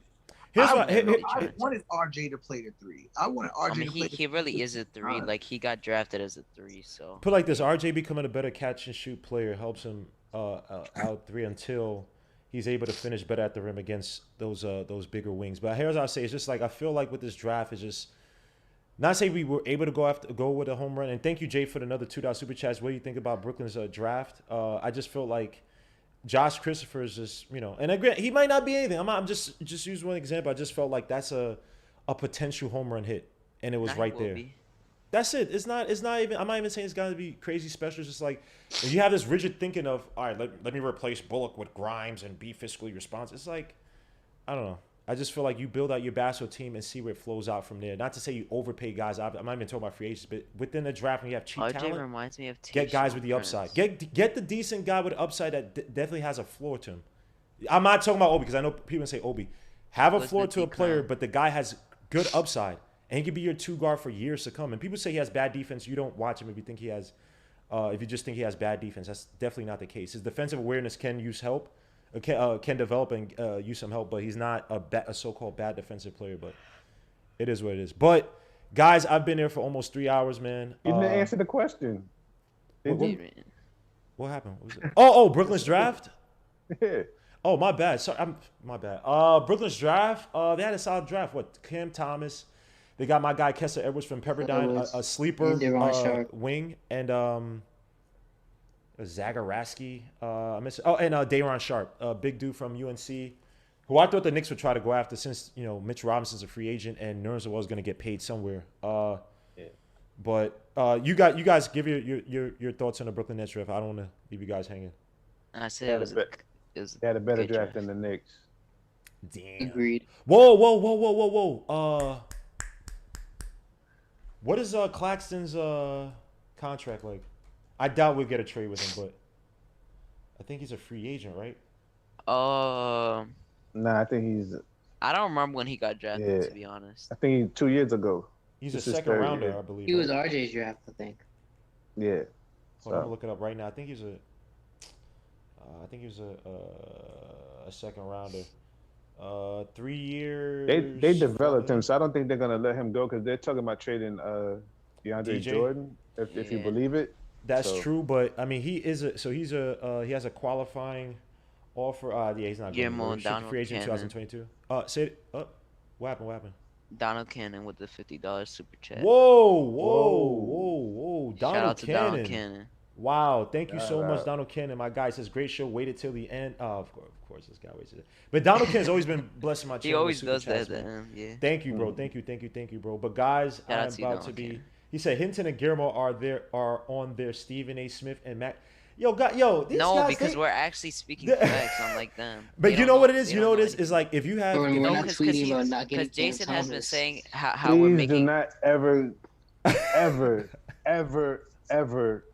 compare me to that sucker. Don't do that. Don't do that. either Don't ever in sucker. your life I'm do not. that. I'm not Stephen A. I'm not Max Kellerman. I don't. Yo, They're saying that I'm because not that we type were of talking guy. about this trade, and they're like, oh, Put like what put does like it this. make it Put like seem this. they're gonna accept When it? Stephen A. Smith goes on, he doesn't even know which players are playing where. You know what I mean? Sometimes, obviously, my memory, I'll be like, I'll be forgetting stuff. But Stephen A. Smith doesn't even watch unless he's sent out to Miami or LA so he can get some chicks. He doesn't care about the game whatsoever. He doesn't give two issues about the game. Like he's just a figure. He's a caricature of himself. And Max Kellerman's just trying to be Stephen A. Smith. He Jason to Hinton Kwame is Brown. not trolling, bro. None of us are trolling. Shout out to How's Kwame Hinton? Brown. Hinton's been trolling, bro. Shout out to Kwame Brown. All right, mama's cooking, man. This guy, man. But yes, and Kwame Brown, stop beefing. Just leave him alone. They're bums. Freaking Hassan. Come on, man. Come on. What are you doing? Anyway, but guys, thank you guys for coming on a Friday, man. I'll definitely try to do some scouting videos. I'm watching Grimes tonight. She's probably gonna go to sleep too. But until next time, guys. Peace, Lou. God bless, man. We out. So, See you guys. Peace out, chat. Peace out, everyone. Hold on. Peace. Yeah.